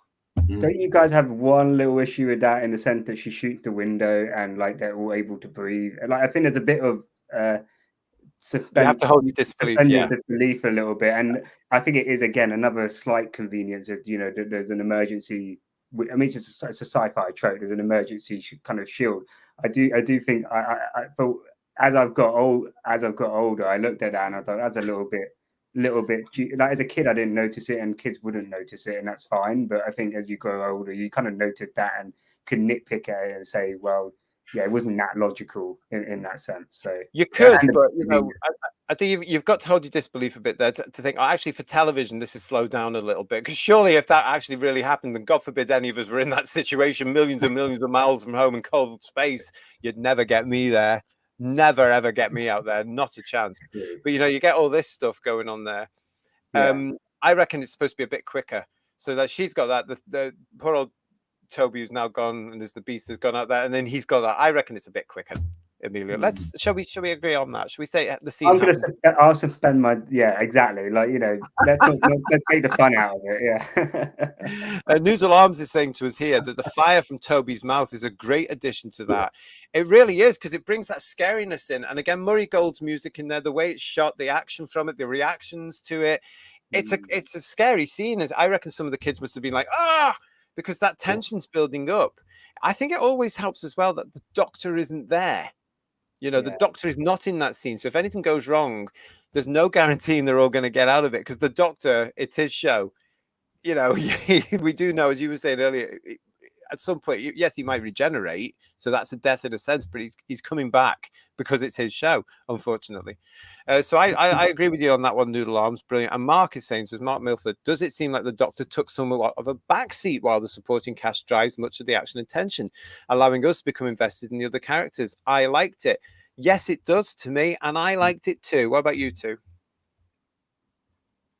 I think there was two distinct threads to the story, both with the Doctor and Ida and the Beast, and going to confront it, and that whole bit of discovery. They're about to leave, and then the cable snaps, and they're trapped, and there's no escape. So they decide that he's going down, and then he drops himself, and he confronts the Beast, and all that bit. But then you've got the race to get away from the Ood, and to ultimately escape off the planet, and face off with Toby, and that's a separate thread. And I think the threat and tension is pretty much equally balanced. It's almost like you've got two storylines going with an ultimate conclusion at the end. It is so beautifully tied up. You know, RTD and Moffat especially could not, and I'm not even going to credit Chibnall with anything, because guy's a buffoon in my opinion, but they were both incapable of writing storylines without leaving loads of plot lines and plot holes. Their stories are riddled with plot holes and inconsistencies and things like that. This story, because it's not written by either of them, is beautifully written up and concluded. It's perfect, I think. I agree, Ian. I think it's got a lot of depth to it, and actually the fact that you've got two storylines, so you've got the Doctor going down to basically fight the physical form of the devil, and the other group are fighting the idea or the spirit of the devil, and it's mirroring what the story is about. And again, you can say that's so intelligently written. The themes are well threaded within the episode from start to finish, and it's like reading a book, right? You know, you've got a start, middle, you've got an end, and as you said, there's no kind of plot holes or to it. So as you say, you could just have this as a feature film, and people will come out of the cinema pretty pleased with how totally. the story's been wrapped up. And there's not that many stories in New Who that you can say that about, basically. So yeah, I agree. I don't think Moffat or RTD would be able to write this well. I completely agree. Yeah. I'm glad you mentioned that there, Emil, because just one of my friends who doesn't watch Doctor Who anymore, I have to say, but I remember him saying to me about these two episodes, The Impossible Planet and The Satan Pit, are amongst his favourite of the reboot era. So he's about my age as well. Hasn't watched it since he tried to get into Whittaker and then stopped watching it because he said, this is just bloody awful. I'm not wasting my time with this. And then that was it. Cut himself off. Hasn't even gone back for Gatwa because he saw one of our shows and said, no, I'm not watching that then. But this, The Impossible Planet and The Satan Pit are most his favourite of the modern version. And he always said that this was the script to take to cinema if you were ever going to do a Doctor Who film and they missed the chance to do it. Yeah. Because he said it just encapsulated everything that was Doctor Who. You could have put it straight to cinema. People would have gone in there, and had people not known what Doctor Who was, but heard it was a good film, they would have gone to see it anyway. And I see where he's coming from, because it is a cinematic. It's a TV movie in a sense when you watch them back to back. And I always thought, when he was saying this all those days, I thought, it's a good point, because it's got a good script. It's a beginning, a middle, and age. It's got all the action. It looks great with the budget they've got, which is minuscule. But can you imagine it with that development there for a film at the time? Not now. Wouldn't say do it now, but at the time, I would have thought when Doctor Who was enjoying its renaissance and its golden age, if they were going to do a film, they should have done it then. That's the script that should have not been used for television, but should have been used for Doctor Who the movie. And who knows where it would have gone. I think he was right all about that, personally. Yeah, I would say so. I think because there was quite a bit of talk at one point, wasn't there, about transitioning to films when it was really going through its heyday. But I think if it had gone through to cinema at that point, it would have been RTD that was wanting to write the screenplay. Oh, totally, for the money. In the same way that Moffat made it very clear he would want to write it if it had been during his tenure. Yeah. And then it wouldn't have worked because it had been full of the same old crap that they always filled their scripts with.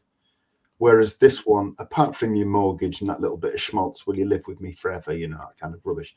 Apart from that, which you could edit out of a film because it's completely unnecessary and you don't need that continuity, then it would have been perfect, I think. Yeah. Perfect. Yeah. Steve Hindley is saying here, Moffat's stories usually left more questions than answers. I have to. One of my problems with Stephen Moffat was some great ideas just not produced properly and not developed properly, or curtailed because of taking a year off and doing something else. Whatever. It's not. It just wasn't. It wasn't. He was almost proud of his plot holes, wasn't he? And the things that he left dangling. He almost thought that was the best way to write, and it really wasn't. It really isn't. It really wasn't. Shocking. Too clever for your own good. That's probably the way to sum it up. Like it's almost like he felt his idea was there's an arrogance to the way he did his writing, but it always used to be great setup, no payoff, basically with Moffat in particular. When we start looking at the Moffat era's episodes through 2025 as well, we're doing a few more Matt Smith ones. That's the sort of thing I think we're going to be talking about. So what happened there? What's gone on there? Where did that person go? Whatever it's going to be. With the two-parters, there's more time to allow the other characters to breathe. They should bring back multi-parters rather than confusing season-long arcs, says Paul Rose. I'd be quite happy for them to bring the standard of Doctor Who back, Paul, as well. Because after that stuff we've seen in 2024, what a load of old nonsense that was. And this is the thing we're saying, isn't it? We've just sat down all together, haven't we, everybody? And we've watched The Impossible Planet and The Satan Pit. And we're all here to talk about it now. and it's far superior to what they're doing now, because now it's just shallow. It's shallow, pandering. Oh, we can't upset anybody. Oh, we can't do this. So we can't say that. What a load of old poo. Film title from Bill Lowry: The Impossible Planetary Satan Pit. Not sure about that one. You could be reread that. We've got to hear from Julia. It's a well-structured and thought-out story rather than the monkey at the typewriter current approach. Exactly. Well, that monkey's had the typewriter for a few years, hasn't he? He should really give it up. Yeah. I remember my dad loved this two-part story, says Stephen Braddock, and couldn't wait till the next story. But when he saw the absorbal off, he said, "Oh, back to rubbish again. Why can't they keep it scary?" And I still agree. I've forgotten about that. Yeah, they do that next time thing, don't they? And I thought, oh no, yeah, I've forgotten that. From up there to down there, really. I think sorry, JT, I think the mistakes in New Who is that whereas in like classic Who, I think they did this, like we talk about season 7 or season 12, season 13, or season 13, maybe more so, but actually having a season that has a kind of theme to it, right? Maybe more gothic series, and then a bit more, maybe more of a like gritty, which I would call season 7 quite a gritty season.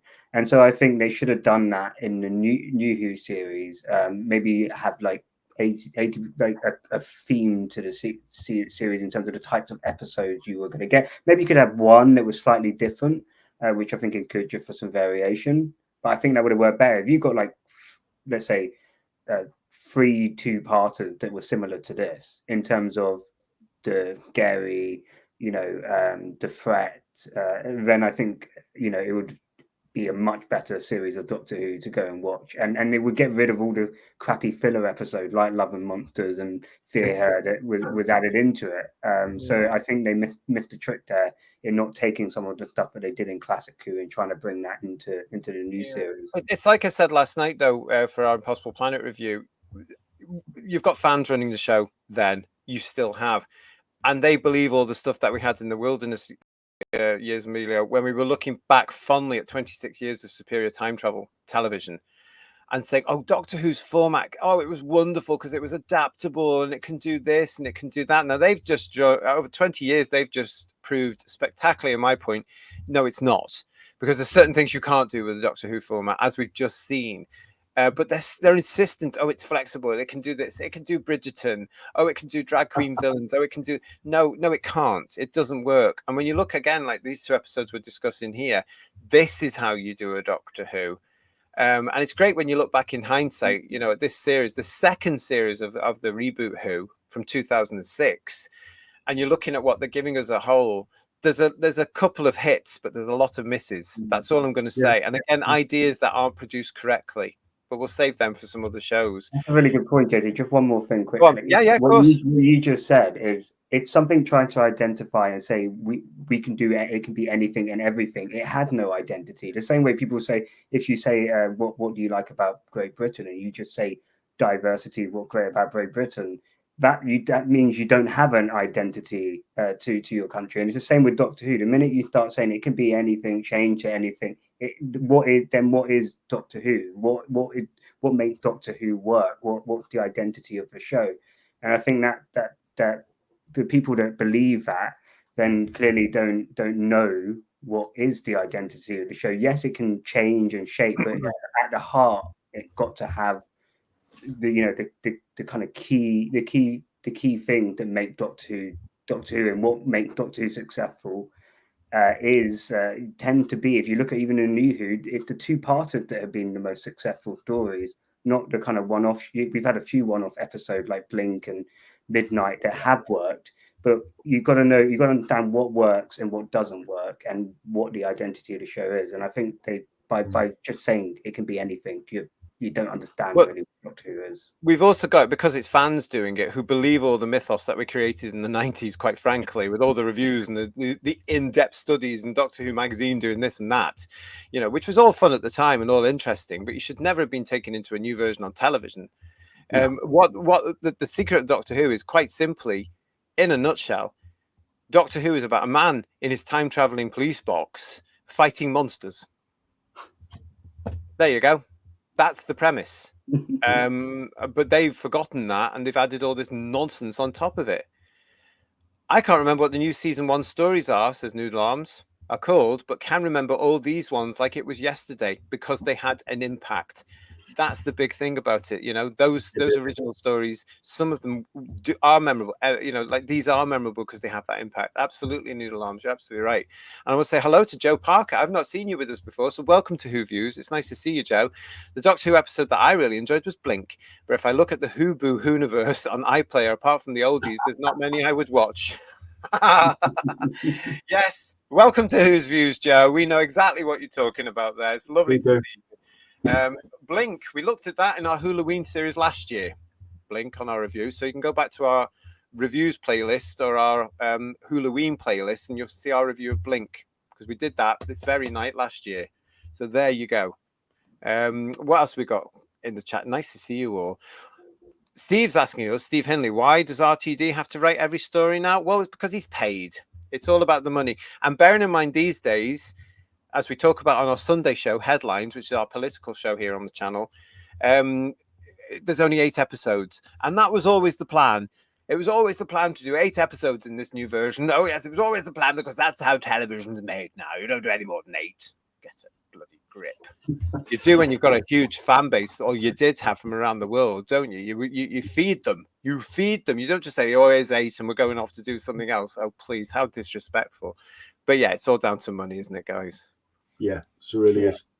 Except Peter Venkman also says this. You might say that, Peter, but we couldn't possibly comment. He doesn't want to be upstaged by better writers. I think nowadays, probably even more so, because we all know he had the ego, well, the size of the solar system. It's so big, it's crazy. So I wouldn't be surprised now. Obviously, we know that RTD is not the same RTD when I was growing up. So you kind of have to I try and split the two. RTD is a very, very different RTD. It's almost like a different person. Oh, he's totally, showing his true colours now, back to the Satan pit. So, I mean, we've had all this bit with the beast himself, haven't we? We've got through that. We've suddenly got this fact that, yes, the Doctor has triumphed. He's suddenly realised the riddle. I think it's a great way. I think it's a great tale. I think it's written really nicely, this. I think it looks really, really good. And I do like it. I love the bit where he goes back for Ada. I like this. There she is in the TARDIS. It's the only time she's going to get in there. We was robbed, man. Yeah, that's all I'm going to say here. I mean, this is such a great scene, this little bit here. You actually, again, you just think, oh, goodness me. Then we get the Ood scene that we've talked about. And then this whole thing where they're saying, okay, we're heading back. I love the 3 performance here and the way they actually play this. This is so sad. Yes, they've got her back. They're happy about that, but they've lost so many of them, as you can tell from this shot. Look, it's although of course there is one seat missing. I would imagine there's another seat there somewhere. Yeah, what about the 2 guards? Did they didn't they died? Probably. I mean, another area, I think. You would imagine it's a long way back to Earth, and they're not just going to do the entire journey sat in those seats. I mean, they're going to need to go to the loo for starters. So there's going to be living quarters and things like that. So that's probably where other seats are. Again, there we go. Yeah. I mean, if you go back, even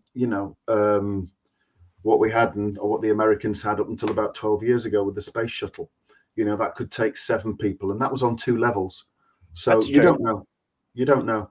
That's true. That's very true. Good point there. Because I actually, that twigged with me. I thought, wouldn't it have been nicer scene if they'd had the amount of chairs that are missing in there? But no, you're right. Yeah, but again, we've got a whole disbelief on that one, haven't we? But what a cracking scene, and what a cracking end to the story. It's poignant, isn't it? It's poignant, especially when he's doing that roll call at the end, and every single one, even Toby, because it wasn't his fault he got taken over. Every single one with honours, even the Ood with honours. Each one as well. It's not just saying all the Ood, it's treating them as they were all individuals in their own right. Yeah. And I think that's great. I think that's great respect there as well, isn't it? Because they were all part of their crew. So it does show that those humans there do have that respect, for the Ood. which was in doubt for a little while, but it's there. No, we know their names or what the equivalent of the Ood names, and we're going to give them that distinction, and nobody's going to forget about them. It's nice that, but I thought as well, having sat through this, what a great ending. It's a great resolution, I think, to this two-parter. And I when you come to the end of it, I'm just sitting there going, oh, actually, I've been entertained now. It's a long time since I've said that with Doctor Who. And it leaves it off in an intellectual conversation because, you know, I think Ida asked the kind of doctor, did you ever find out what it was? And, you know, the doctor kind of bumped to that, like, you know, the day I know everything, might have well quit. And I think that's a really nice way to bookend the whole episode, and also the themes it had explored, right? And where the doctor started to work, you know, to kind of where his thinking is at the end of the episode. I thought that was a really good way to finish it off. Yeah, it's a good point, actually. It's a really good point. So it looks like we all get something out of this ending as well, which is how it should be. Whether we get the same thing, it's fine. It doesn't matter, you know, as long as you get some sort of resolution. And yet I find out here what you're saying as well. Yes, we get a resolution. We all seem to be quite happy with it. We can interpret it in different ways. And isn't it strange that a lot of fandom is united when you're not given the resolution? Because a lot of us criticize Last of the Time Lords. A lot of us criticize the one with Stonehenge, you know, and other things. You know, there's it just shows you if you give a decent payoff, people are all happy. But they'll criticize you forever if you don't give that decent payoff. And thank goodness the Satan Pit here rounds off these two-parters absolutely brilliantly. What's this from Paul Rose? It was the same with the Game of Thrones, the most popular show ever. 8 episodes and a bad final rush season. Showrunners were meant to be going on to do a Star Wars movie trilogy, and it didn't happen. Oh, yeah, I remember hearing something about that.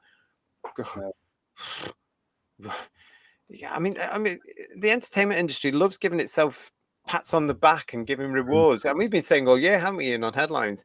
A lot of this year has been about rewarding failures over the last 3 or 4 years. Completely.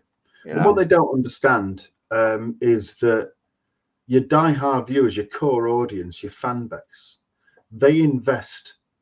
Well, they often invest a lot of money. I mean, proper Doctor Who fans would always invest their money where they could. You know, the ones that they're appealing to now have said they don't buy merchandise anyway. Just in the same way, a lot of them probably don't buy or use soap. But we would do a lot of that. We invest, but with the stories, initially you invest your time. You know, you're sat down, you're watching it, and then you make the point of watching the second episode or through the whole series. And the payback for that, for you committing your time, is that you get a nicely resolved story. And when you start committing that time and not getting that payback at the end of a resolved story, like you did with RTD and like you did with Moffat, you didn't get that resolution, then you start getting a little bit angry. You start feeling a bit disenfranchised. It's not really starting to be for you anymore. And that's where I think the problem starts, really. But it doesn't come out when you've got lead actors and production staff who will come out saying it's not for you blatantly, won't it? Exactly. I tell you, somebody who did invest time in this episode back in the day was Stephen Braddock, because he says, I remember the week of episode 2, my then girlfriend wanted to go to Canning Town for the day. Oh, the argument about I'd rather watch the Satan Pit. Our relationship didn't last. You made the right choice, Stephen. Great priority right there, too. If she couldn't see that, she weren't worth it. Oh, Doctor Who fans and relationships. It's hard work, isn't it, everybody? We've all been there, I tell you. Why do you collect all this rubbish? Bye-bye. There's the door. No taxi money. Off you go. It's so funny, isn't it? Oh, dear. Paul Richards also saying to us, Doctor Who certainly isn't for us anymore. It's aimed at superficial airheads. Ooh, strong, but true. And haha, Ian, I suspect you're right. That got me chuckling. We've got to have a laugh, haven't we? Yeah. We have. To that previous point, the new Doctor, I think the key thing is the minute you think about it, the whole thing falls apart logically. Everything, it's so poorly written. So I think if you've got even like a quarter of a brain on you, you should have some major issues with the series if you think about it. Like I say, if you don't think about it, and you just look at the fluffy toy that they throw in front of you like a 2-year-old would, then you may like it. And that does seem to be like the kind of Twitter mob, and the vocal fans are basically vocal individuals. Yeah. You're right, Emilio. That's who they're aiming at. And we said this in our reviews of those 9 awful episodes this year, and we'll probably say it again in the reviews of the forthcoming 9 awful episodes. I'm including Christmas, by the way. It's a very vocal minority that live on X or social media and go to ridiculous rallies claiming that this life and this life and this and that, when rights and all this nonsense, when it's all there anyway, because they're totally wrapped up in their own delusions. So it alienates more than it brings in. As a certain drag artist found out when he said, for every so many that leave, they're all going to be replaced. That didn't happen. And yet you look at these 2 episodes, The Impossible Planet and The Satan Pit, huge audiences as Doctor Who built up its golden age. It's it's sort of new golden age for this era, because it was. Let's face it, it was on the world, wasn't it? I mean, if you've got all of those kind of fans and Jink Monsoon, you've got to sit down and watch the 2-parter, and ask them how do you think this compared to, let's say, one of the episodes from the new series.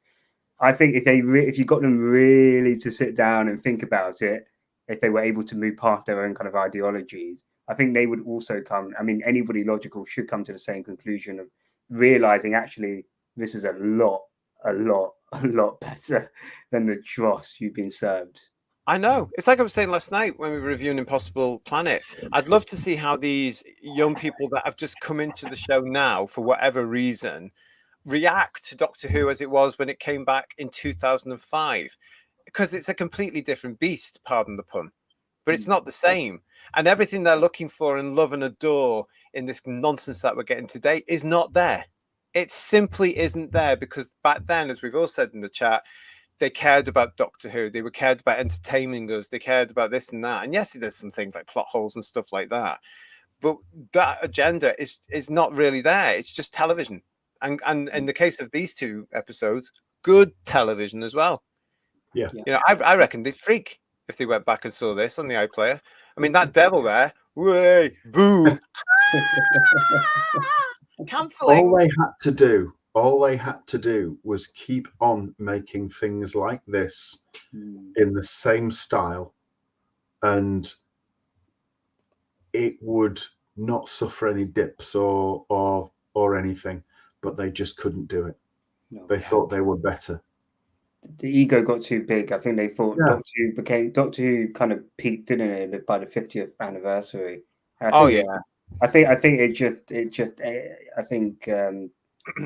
just thought they could. The BBC, everybody, they thought they could take liberties with it, and they didn't realize what a gem they had there, and how popular it was both in the UK and internationally. And look at it now, like internationally, especially like in the US, it's dead. In Britain, less and less people watch it. People probably turn into like Graham Norton now, and you've got like Ncuti Gatwa, I think he did The Second Coming, and he's a big star, and people are probably sitting there going like, who's he? Or I saw him in Doctor Who. I saw that, not very good, So I think it's amazing the journey it's gone on the past 20 plus years. It's history repeating itself. It really is, just a little bit earlier, because this happened in the original series around about season 23, 24, 86, 87, because the BBC actually triggered that, to use that term. They put that on the public, and the public lost interest because of what they did in 85. But here, it's the production team that have done it now by following their current ideologies and forgetting that they've produced what I'm going to call a classic, like The Impossible Planet and The Satan Pit, because I actually do think, Whoviewers, this is probably, knowing what we know now and we're looking back at things, I think this is probably a reboot Who classic. Really, this is nearer to the original Doctor Who as it got in the Tennant era for me.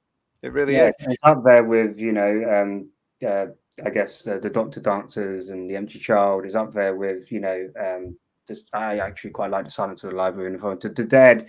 Yes. We've got Human Nature and Family of Blood, as you mentioned, Ian. Those are in each of those series, especially usually it was episode 8 or 9. They had a two-parter that usually was the more kind of horror, and it or it was a much more kind of deeper, richer story, and those episodes tended to do really well. They're very, very popular across fandom. We've got lots going on in the chat as well, with Stephen Braddock saying to us, hey, compare this two-part classic to Empire of Death, the devil or the dog on the lead. You can't compare it, because you just can't, can you? I mean, look at the scores we got for The Impossible Planet last night. We are going to be coming to scores on the TARDIS doors very soon for this episode as well, everybody, so get ready. Not yet, but I'll tell you when. I mean, the stories going on in 2024, those episodes were the first on Who's Views to get a 0 from various people, not just on the Whotastic panel, but in the chat as well. It's not going to happen with these two stories, is it? I bet somebody puts a 0 in there now, but there you go. And Brian Mason, hi Brian. In its prime, my wife knew better to try to talk while I was watching. Now I'd come in the house, and if it's on, I just turn on my heel and walk out again. That's Butch. Yeah. I feel so represented, says Peter Venkman fan site. Shooty is so cute. But what about the episode, though? You just hate yourself because you don't support this. That seems legit. Oh, we've heard all this, haven't we, guys? Peter Venkman fan site, haven't we? Over the last, 4 or 5 years now, we've heard all this, haven't we? This story on the iPlayer, Noodle Arms is telling us, will no doubt get create a trigger warning. Get a trigger warning saying many contain a good story and plot and references of entertainment. Yeah, that would be, yeah. Very good. What else we got? And we've got some good news as well. If I can find it, because I've just lost it there. From Stephen Braddock, who's saying, well, my current girlfriend is going to watch this two-parter with me tomorrow. Well, hurrah! Yay! Lady. Graham, I watched the Gatwa stuff just so I could join in on here, but I can't stomach another 8 episodes. But we'll be on here to hear people's whose opinions I respect. Oh, well, that's nice. Thank you very much, because, yes, we are going to be doing it all again. We are. We'll do it so they don't have to. Well, that's it. The stuff we do, honestly. But lots of that. Yeah. So listen, what we'll do now then, everybody, is we are going to do scores on the TARDIS doors. So start putting in out of 10 what mark you are giving the Satan Pit. Will I run the title?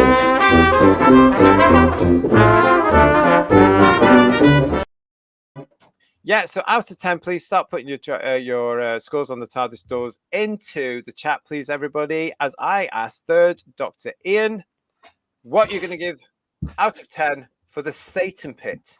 Sorry, he's clawing at my leg. He's clawing at my leg. What are we giving the Satan Pit? There's the beast. There's Sutek. 0 with a 1 in front of it. A 10. A 10 from third Dr. Ian. Don't turn around. 10 out of 10 for the Satan Pit. Wonderful score there. Certainly the Gatwa era didn't get those, did they? All right, Emilio, Time Lord Victorious himself. What are you giving the Satan Pit out of 10?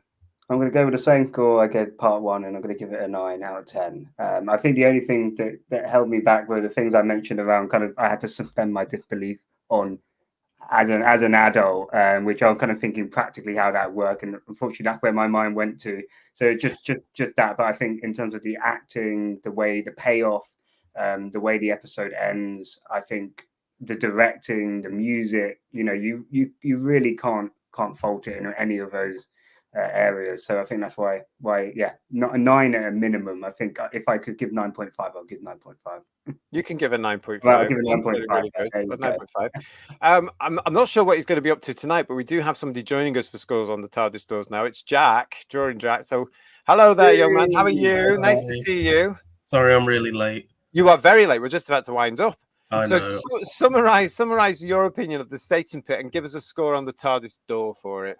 Well, I just put it in the comments there. So for me, it's an example of what Doctor Who is when it's done properly. I think, you've got a suspenseful monster, a suspenseful story, great characters, great visuals, and a mystery that keeps you watching, keeps you engaged. And yeah, I mean, it's what I wish New Who would have continued to be like. you know, and it just really frustrates me how much it's fallen from this kind of quality. I mean, Yeah.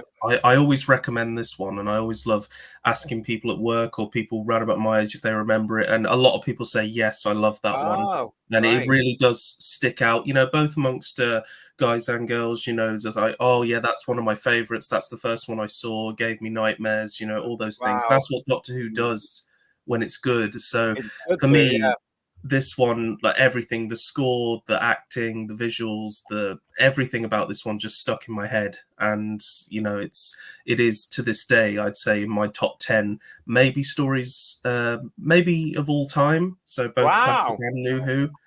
It's such a shame, though, isn't it, actually? Because you consider that the people that are producing this are producing the nonsense that's on now. Yeah, I'm going to say what's happened to them. What has happened? And it shows just how the entertainment show business industry has been poisoned and really fallen off its perch, isn't it? Because they wouldn't dream of even going back and doing something like this now in case they offended somebody or. well, I don't know. I don't know if the actual production team is still the same. Like, I don't know if it's the same camera crew, if it's the Well, same no, I mean sound crew. the ones that are ruling it. You've got Russell in there. You've got Julie in there. You know, you've got Phil in there. It's the same production team, really. You've got Jane Tranter added to it now. It was associated with it, but outside of it all at the time, Yeah, they know the huge hit that they had and how they've let fans down. When you look at things like the Impossible Planet and the Satan Pit, Jack, because they produced that sort of stuff. That's why a lot of fans were excited when it was announced that he and they were coming back. And what a slap in the face they've given us in I 2024. was very Shocking. excited. I remember a lot of people were a few were skeptical, but I was one of those who really fingers crossed, you know, because despite the Chibnall era, my love for Doctor Who wasn't affected. I was like, oh, you know, this era can come and go and we can just brush it off. But I said, if Yeah. Russell messes this up, if he gets this wrong, that's it for me. I'm out. Yeah. And Well, you weren't alone. You weren't alone. keep in mind, I'm known for this, but I'm the one he told to f off. Yes, that's right. Yeah. I still tuned in for the anniversaries because I loved David Tennant as the Doctor. This is before he ran his mouth, and I loved Catherine Tate as Donna. I was just like, you know what? Russell's just a bloke behind the camera. I don't care. I'm here for Doctor Who, and it was the worst decision I ever made. You know, I just thought maybe if he could at least Oh. capture some of his less good episodes from his original era, just that feel that I had as a child. You know, Doctor Who felt a very specific way when I was a child. If he could capture that feel, if he could take me back there, that would be good enough. And I never actually reviewed the specials. I never bothered, but it was just, they were some of the worst television I've ever watched. And it really does. Followed by more worse television. Which I haven't watched a single episode of, thank God. Yeah. But I was out. I wasn't going to support him from the moment he said that crap. Well, But listen, when it comes to the Satan Pit, what are you going to give that for the scores on the TARDIS doors out of 10? 10.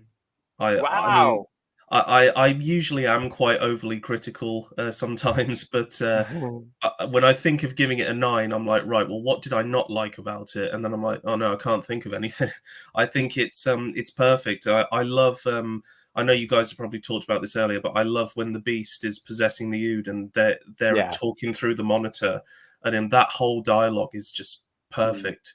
You know, it's not trying to be pretentious like Moffat. You know, oh, your faith is a stupid thing. You know, instead Yeah, it it's true. almost reinforces faith because the Doctor says, you know, I believe that I haven't seen everything, and I believe, you know, that's why I keep traveling. And you know that having faith is an important thing. It doesn't do it in a. It doesn't offend religious people. It doesn't offend atheists. It just kind of leaves you with this sort of, well, it's, you know, what do you think it was? And I love that. And I don't think that's anti-science. I don't think that's, you know, because there are things that we can't explain. And I love it when Doctor Who does that. You know, Yeah. Classic Who's done it. And Oh. I think this is a really great example of all of that. And I also think this is one where the visuals have aged quite well by today's standards. Yeah, we were saying that earlier. I mean, the Beast itself still looks quite good. Yeah. I mean, you can see a bit of blurriness here and there, but Yeah, you can see it's green screen. You can. yeah, Now but you can. as a kid, you don't see that. You just look at it, you see it for what it is, and I think it's incredible. I love the design. It's actually really horrific. I love the receded lips. I love the sort of the blackened eyes with the glowing. You know, I think it's brilliant, and the nice detail that it's lost one of its horns from pulling on the chains. Yeah. You know, Mm. it's No, it's really good cool. stuff. And obviously the scenes in the vents, I mentioned this in the last thing, they are some of the best. They're so claustrophobic and they're just brilliant. And yeah, And I it's also really, proper Doctor Who. It yeah. took me back to the Ark in Space and all that sort of stuff, going through, Terminus and everything like that, going through all these ridiculous things under the floor. I love all that. It's A proper lot of View and people, ventilation shafts. a lot of people say Doctor Who can't be cool, you know, that it's not supposed to be cool. But then I point them to stories like this. And for Classic Who, I point them to stories like Remembrance. And, you know, it can be action packed. It can be. You just have to know how to work with the budget and how to make the best of what you got. And I think Impossible Planet and Satan Pit did that. I mean, this is one of those stories very much like Tomb of the Sidemen. You don't have to watch it in the context of a marathon. You can just view it as a sci-fi short yeah. film, if you like.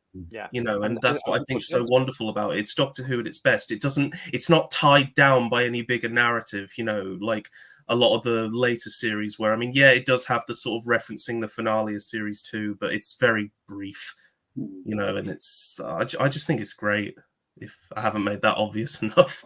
I think you have there. So thank you for that. I'm glad you came on to give us that. So Jack's giving it 10 on scores on the TARDIS doors, 10 out of 10 for the Satan Pit. From my point of view as well, I'll just add there very quickly. I agree with everything that the panel has said. I agree with an awful lot with what you're saying in the chat as well. I really enjoyed it. And it's one of those rare instances of Modern Who where I feel that I've watched 2 great episodes with a proper resolution. Great characters, great story, taking you through everything. I was thoroughly entertained. So last night I gave The Impossible Planet a 9, but tonight I'm giving this one a 10.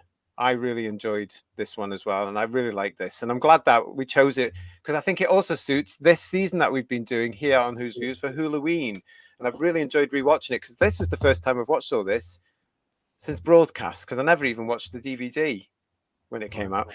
Let's see what the scores on the TARDIS doors about for everybody in the chat. Lex is kicking us off here tonight with 8 out of 10. Reason why I'm giving it an 8 out of 10 was Rose was acting too like the Doctor. Everybody else was very good. The death scene for fake Toby reminded me of the first Alien movie, zapped into space. John, again, it's a 9 out of 10. I enjoyed the chat. Great panel. Thanks, guys. Thank you, John. No, we appreciate that. Joe Parker, 8. That's still high from considering what Joe was saying to us. That's a great score from Joe. Garbage is saying 7. The Legion of James is giving it 8. Bill is giving it a 10 out of 10 as well. Unlike most second parts, this one worked. That's my point as well. Totally get you. Paul Richards is saying, I'm going to give this an 8 out of 10. And Brian is coming up with, same as last night, 10 out of 10. Noodle Arms, 9 out of 10. Apart from the cringe with Rose, this is a great story. Yeah. And as we said last night, the whole Rose thing is enforced in there to build her up so that she's ready to bugger off at the end of the season. Dalek Eye is saying, again, it's an 8 out of 10 from me. And Steve Hindley's also giving it 8 out of 10. I took one off for Tennant and RTD. Fair enough. Steve is saying that he and his brother have been inspired to watch the story again. Tomorrow night's telly sorted. 10 out of 10 from Dave and himself. Thank you, Steve. And 8.5 out of 10 for Paul Rose. Same as the first, a golden age for the show and a solid episode. It's certainly this story contributed to that golden age because people, the not-wees, the great British public was watching the show and getting into it, and the children were loving it. So therefore, the adults around them were loving it, and people will start to talk about Doctor Who again back then. It's a shame. It's a real shame. Here we go with Care Avon. Doctor Who is okay, but nothing can beat Blake 7, and only 10 days till it's released. Oh, it's lovely to see you, Care Avon. And don't forget, Blake 7 is on its way to this very channel. Stay tuned, as an old friend of mine used to say. What have we got here? Rick Storm, 9 out of 10. Thank you very much. Paul Stenterford, the Satan Pit has some good ideas and themes, but in my opinion, Pyramids of Mars and the Demons does it better. 5 out of 10. Ooh, 5. Thank you for that, Paul. Thank you very much for being so honest with us. Would he? Sorry, JT. Would he review his? Not trying to get him to change his score on that at all. Completely respect his view on that. If he viewed it purely in the isolation of New Who from 2005 onwards and not looking back and incorporating things like the clearly superior Pyramids of Mars or the Demons, would his 5 out of 10 be higher? I'm just curious as to that one. There you go, Paul. Let us know what your answer is to that for Ian. because he won't sleep tonight if you don't. So No, I let us won't. I won't. I'll be up. It'll worry him. 8 out of 10, definitely from Paul Richards. And feeling far more generous than last night. Thank you, Graham. Thank you, Graham. 8 out of 10. And I'm probably being harsh. If it had been Smith or Capaldi, it would have been a 9.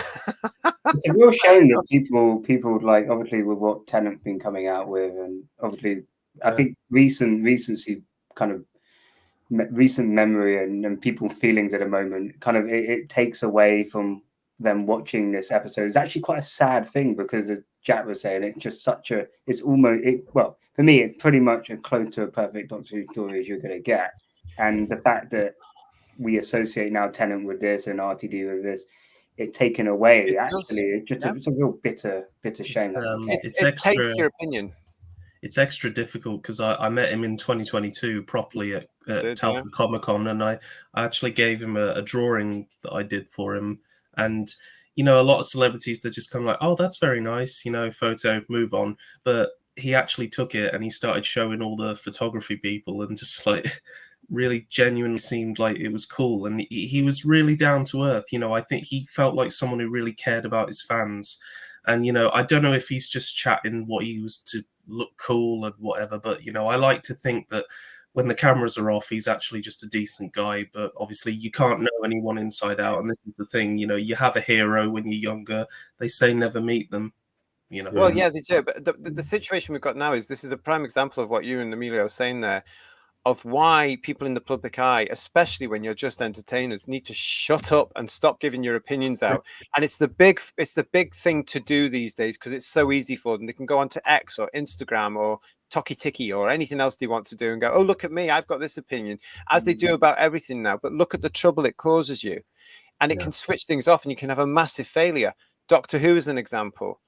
The new Disney Snow White and the Seven Dwarfs is the big example of how it's going to flop right now. Why are they even bothered to release it? No one's going to see it. There's a danger with the Wicked film going on because of that woman preaching.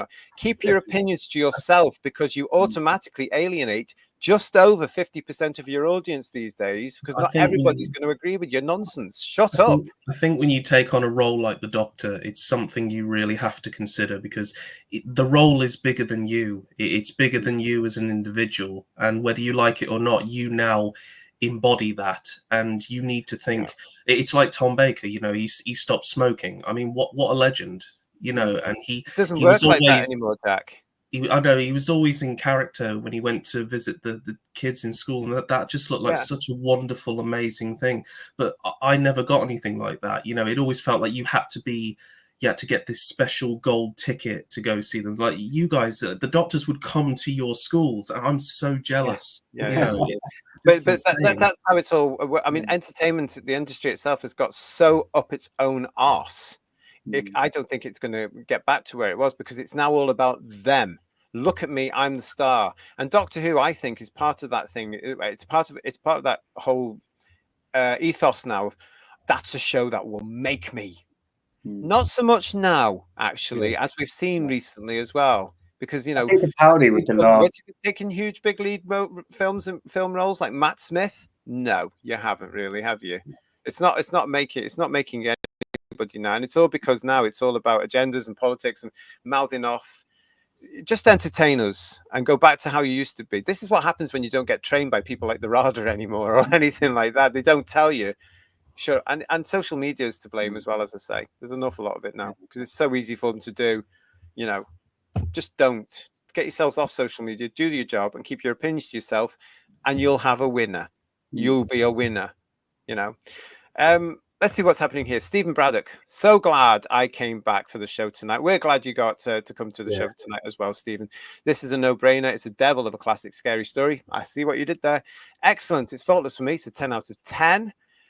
We've got here Komodo saying 7.5 out of 10. It's good, but it's no brain of Morbius. Thank you for the plug, because yes, of course, we did that the other week there as part of this series as well. We've got Brian Mason saying, well said, Jack. Absolutely. Oh, and so, that Doggy agrees as well. Mark Milford is giving it 10 out of 10, but the devil made me do it. What else we got here? Arthur, Paul Richards saying to us, I thought RTD coming back was bad because we'll get a pretty young man in the role. I know it's the Doctor's not about that, I'm afraid. It's not about that. Lots of conversation going on as well as the scores. Keep your scores coming. JT, that's why Hollywood is dying. Warner Brothers are building big new stages for some reason, but there are rumors of other studios relocating to Vegas being possible. Really? I haven't heard those. Gosh, that's really saying it all, isn't it? What else? Stephen Braddock is saying to us here, keep your physical media, everyone. Terror the Zygons and the Seeds of Doom have been removed from iPlayer today. That's a rumor that's going around today. We're going to be looking at that. Come back and see us for headlines on Sunday. We're going to be discussing that rumor, or if we get any confirmation of that, we'll be talking about that. Blimey, says Julianne, everything just froze. I think my laptop is possessed. Ooh. That's the next thing. Could the beast take over the AI? There's a story. Problem being is given the Satan Pit 8 out of 10. Good to see you, mate. Thank you very much. And Julianne is back with 9 out of 10, docking them a point for the arse-gazing jokes in the air vents. Oh, yeah, I forgot about them. Was it implying that Toby was gay as well? I don't know. Well, we won't talk about it. Peter Venkman fan site 9. A story consistent characterization between parts and atmosphere. 1, because the materialization sound being used for the TARDIS in flight. Can't help that nitpick. You're such a fan, Peter Venkman. I know what you mean. I don't know. I don't know if I mind it so much these days. Did we get one from Komodo? 7.5 out of 10 because there are many episodes better than this post 2005. Thank you very much. Anything more? Any more? To be honest, I tried to overlook the actors' views, says Graham. My score was more based on the fact that I prefer Smith and Capaldi in the role, regardless of the actors' viewpoints and anything. Yeah, unfortunately, though, an awful lot of people, including the great British public, won't get past that now, which is why shows it's contributing to the fact people won't go to the theatre to see people anymore. It's certainly an awful lot of Doctor Who fans have been turned off because of all this stuff in here, because the views are so obvious, isn't it, Graham? It's just where we are. You have to work. I think you have to work hard now to separate the two. You actually have to physically, mentally work hard to separate the two, because because Doctor Who now has been trash. Let's be honest, for the last 7 years. I so badly don't want it to taint what came before and what I enjoyed, that I have to really work hard to mentally to kind of just zone out all of that stuff. But like you say, not. Unless you're a really die-hard fan who really loves it, for the general British public, why are you going to bother working hard on that? If it's well, you won't, will you? If you don't like somebody, you don't watch them. It's as simple as that. Yeah. With Tennant, it's a bit easier for me because, like I say, I had a good experience with him in spite of what he said. But with RTD, that was very direct, So I can't look at his smug face anymore, which means every time I see him in a Doctor Who Confidential, I can't even back then, and it really has just kind of tainted my whole childhood in many ways. But I'm glad that this story is one that has survived that, because I like to think RTD would never have been talented enough to write something like this, so this one really got past him in that sense. Well, it's very true. You've got personal with you, Jack, and I think that's it. Once you go personal with somebody like that, or you just tell a fan to do one, like you're full entitled to be like, mate, I don't want to see anything of you again. Well, absolutely. You treat your fans like that. To put it into context, though, I was having a go at him technically first, but that's just because he was behaving like such a smug, entitled. Just in case you don't know, this all came about the Davros scandal, and Jack criticised that and gave him an example of, like, you're going to do this next, and then Russell told him to do one, and wasn't very. You weren't being rude, though, Jack. No, not at all. You were just making legitimate, justified comment, and at the end of the day, as we all were, and at the end of the day, and a quarter wit like RTD is going to need you and people like you a lot more than you are going to need him. Yes, exactly. Exactly. What does it say about a person if they can't take constructive feedback on? Because I did see it, Jack, where you put, and you did it in a constructive way, that you care about the show and you're entitled to your viewpoint, and it's very clear. If you don't aspire to his way of thinking, you're basically dead to him. Well, it was worse, and that's wrong. Yeah, but that's what they're all like. Honestly, they will cut you off. I've had this as well from people in the production, as well as friends who will support what they're saying because they're just blinded, and they cut you off. They just don't want to. And it's such a sad state of affairs where we are. And then watching these 2 episodes really brings that hurt back home as well, really, because these 2 are standout episodes. As Joe's saying to us here, they need to stop preaching and just do the job. It's not hard, is it, really? You would think not, Joe, but it's in everything now as well, isn't it? And they've basically created this whole world as if you do not agree with us, you are the enemy. You are the nasty. You are the istophobe, the right winger, the far right winger. It's just ridiculous. I mean, it wasn't the Davros thing, although that helped. It was actually his marching with the writers, and which I thought was ridiculous, that sort of because stuff, I'm just like, these people don't deserve the jobs they have because they clearly can't write to save their lives. And him coming out, and these are words that came from his mouth. I can't find the clip of it anymore. Surprise, but he said, wouldn't it be a shame if all these talents were selling shoes? And I'm just like, oh, that's awful. What's that supposed to mean? I work in the catering industry. I sell coffee and food. What you said that these people who have wrote the most utter, pardon the phrase, shit television in the history of television are better than me. It's amongst bad television. There is lots of bad television around now, and it's all coming from these ideological nonsense people, what they've fallen for. And that just made me snap. So I thought, no, I'm going to call him out. I've been following his Instagram for a while. I've done nothing but praise him like everyone else in his comments does. I said, no, that's it. I've had enough. And I never expected a response, but it was in a few minutes it took. And then it is. Well, because he's there. He says he's not on social media, but he really is. But it's a shame, really, because it has. But at least you've managed to look at this, and you gave this episode, the Satan Pit, 10 out of 10 here. Paul's coming along with us here as well to say, in answer to Ian, yes, it's a good point.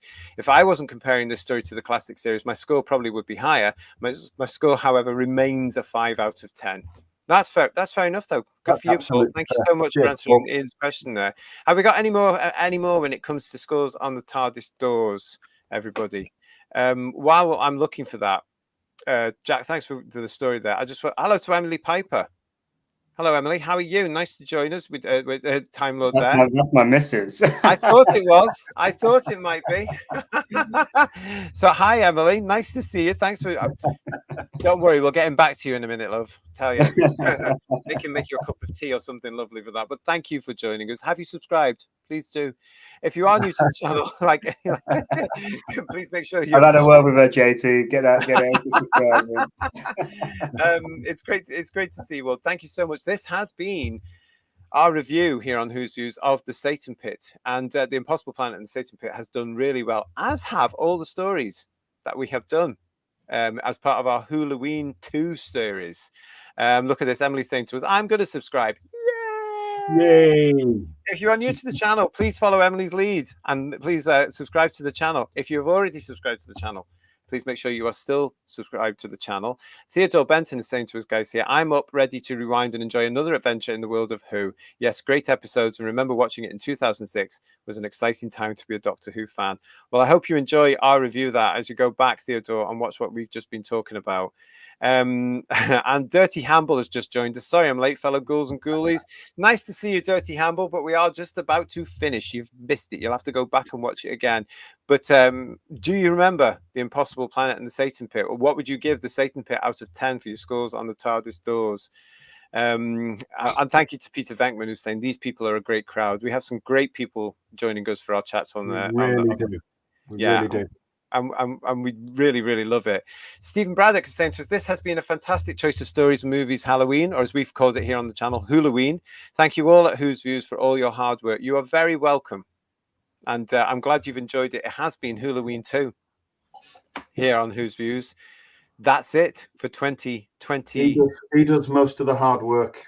All that prep in the shows off the scale.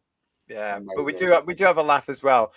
I'm glad you've enjoyed it. You can go back and look at all the Wholloween 2 episodes we've done this year as well. If you want it, watch out for Wholloween 3 this time next year because there's still more spooky things out there in Doctor Who world from 26 years of superior time travel science fiction telly, and then the rest of it. Anyway. Ooh, controversial. But anyway, listen, I want to say a huge thank you to Third Doctor Ian, to Emilio, and of course to Jack for joining us there to get some bits in there. So great to see you. Thanks, guys. Hope you've enjoyed it. Absolute great Very time. much so. Been We brilliant. are getting some fantastic comments here. Joe, thank you very much. Dirty Hamble has come back saying 9 out of 10 for the Satan Pit and 10 out of 10 for us. So well done, you lot. Well done, everybody. Very Steve's kind. also given us a 10 out of 10. You don't need to do that. We're taking that. So thank you very much. But we Thank love you all for actually doing this. Thank you so much for everybody that's joined us tonight with your opinions. Really, really is fantastic to see you all. And Rose is saying big thank you to all on the panel, to everyone in the chat. Until next time, ta-ta for now. Naughty night, sweet dreams, hugs, love, and enjoy to all. That's very sweet of you, Rose. Absolutely. Thank you very much. Yes, stay tuned with us because, of course, we're now going into November. What happens in November? Around about the 23rd of November. Oh, yes, Doctor Who celebrates an anniversary. 61 years this year. 61 years. We've got some shows lined up for that. And I can tell you where it is going to be now. We're going to be celebrating season 2. No, not the RTD season 2 Mark II that's coming out next year. The proper season 2 with the late, great Hartnell first himself. Yes, it's William Hartnell. We're going to be celebrating series 2 coming out on standard edition Blu-ray. We're going to be looking at season 2 as one of our season overviews. And we're going to be reviewing a season 2 story. Go and have a look at our community tab right now here on the channel, because you get to tell us which story you want us to review. At the moment, and this is where Paul will hear us from afar, it's still the Dalek invasion of Earth in the lead. But you can change all that by going to the community tab and voting for the story you want us to review from series Space 2. Museum. He wants the Space Museum. Not Go and the have a look at chase. that If now. anyone votes the chase, it's not happening. But that's all coming up in November. We've got a lot more planned for you as well. And of course, yeah, after November, this really special season takes place. So stay with us. Make sure you're subscribed. As an old friend of mine used to say, stay tuned. We have got lots coming up for you as we enter the new year as well. So again, thanks to the panel for joining me tonight. Thank you again for joining us with all your views. Hope you've enjoyed the show.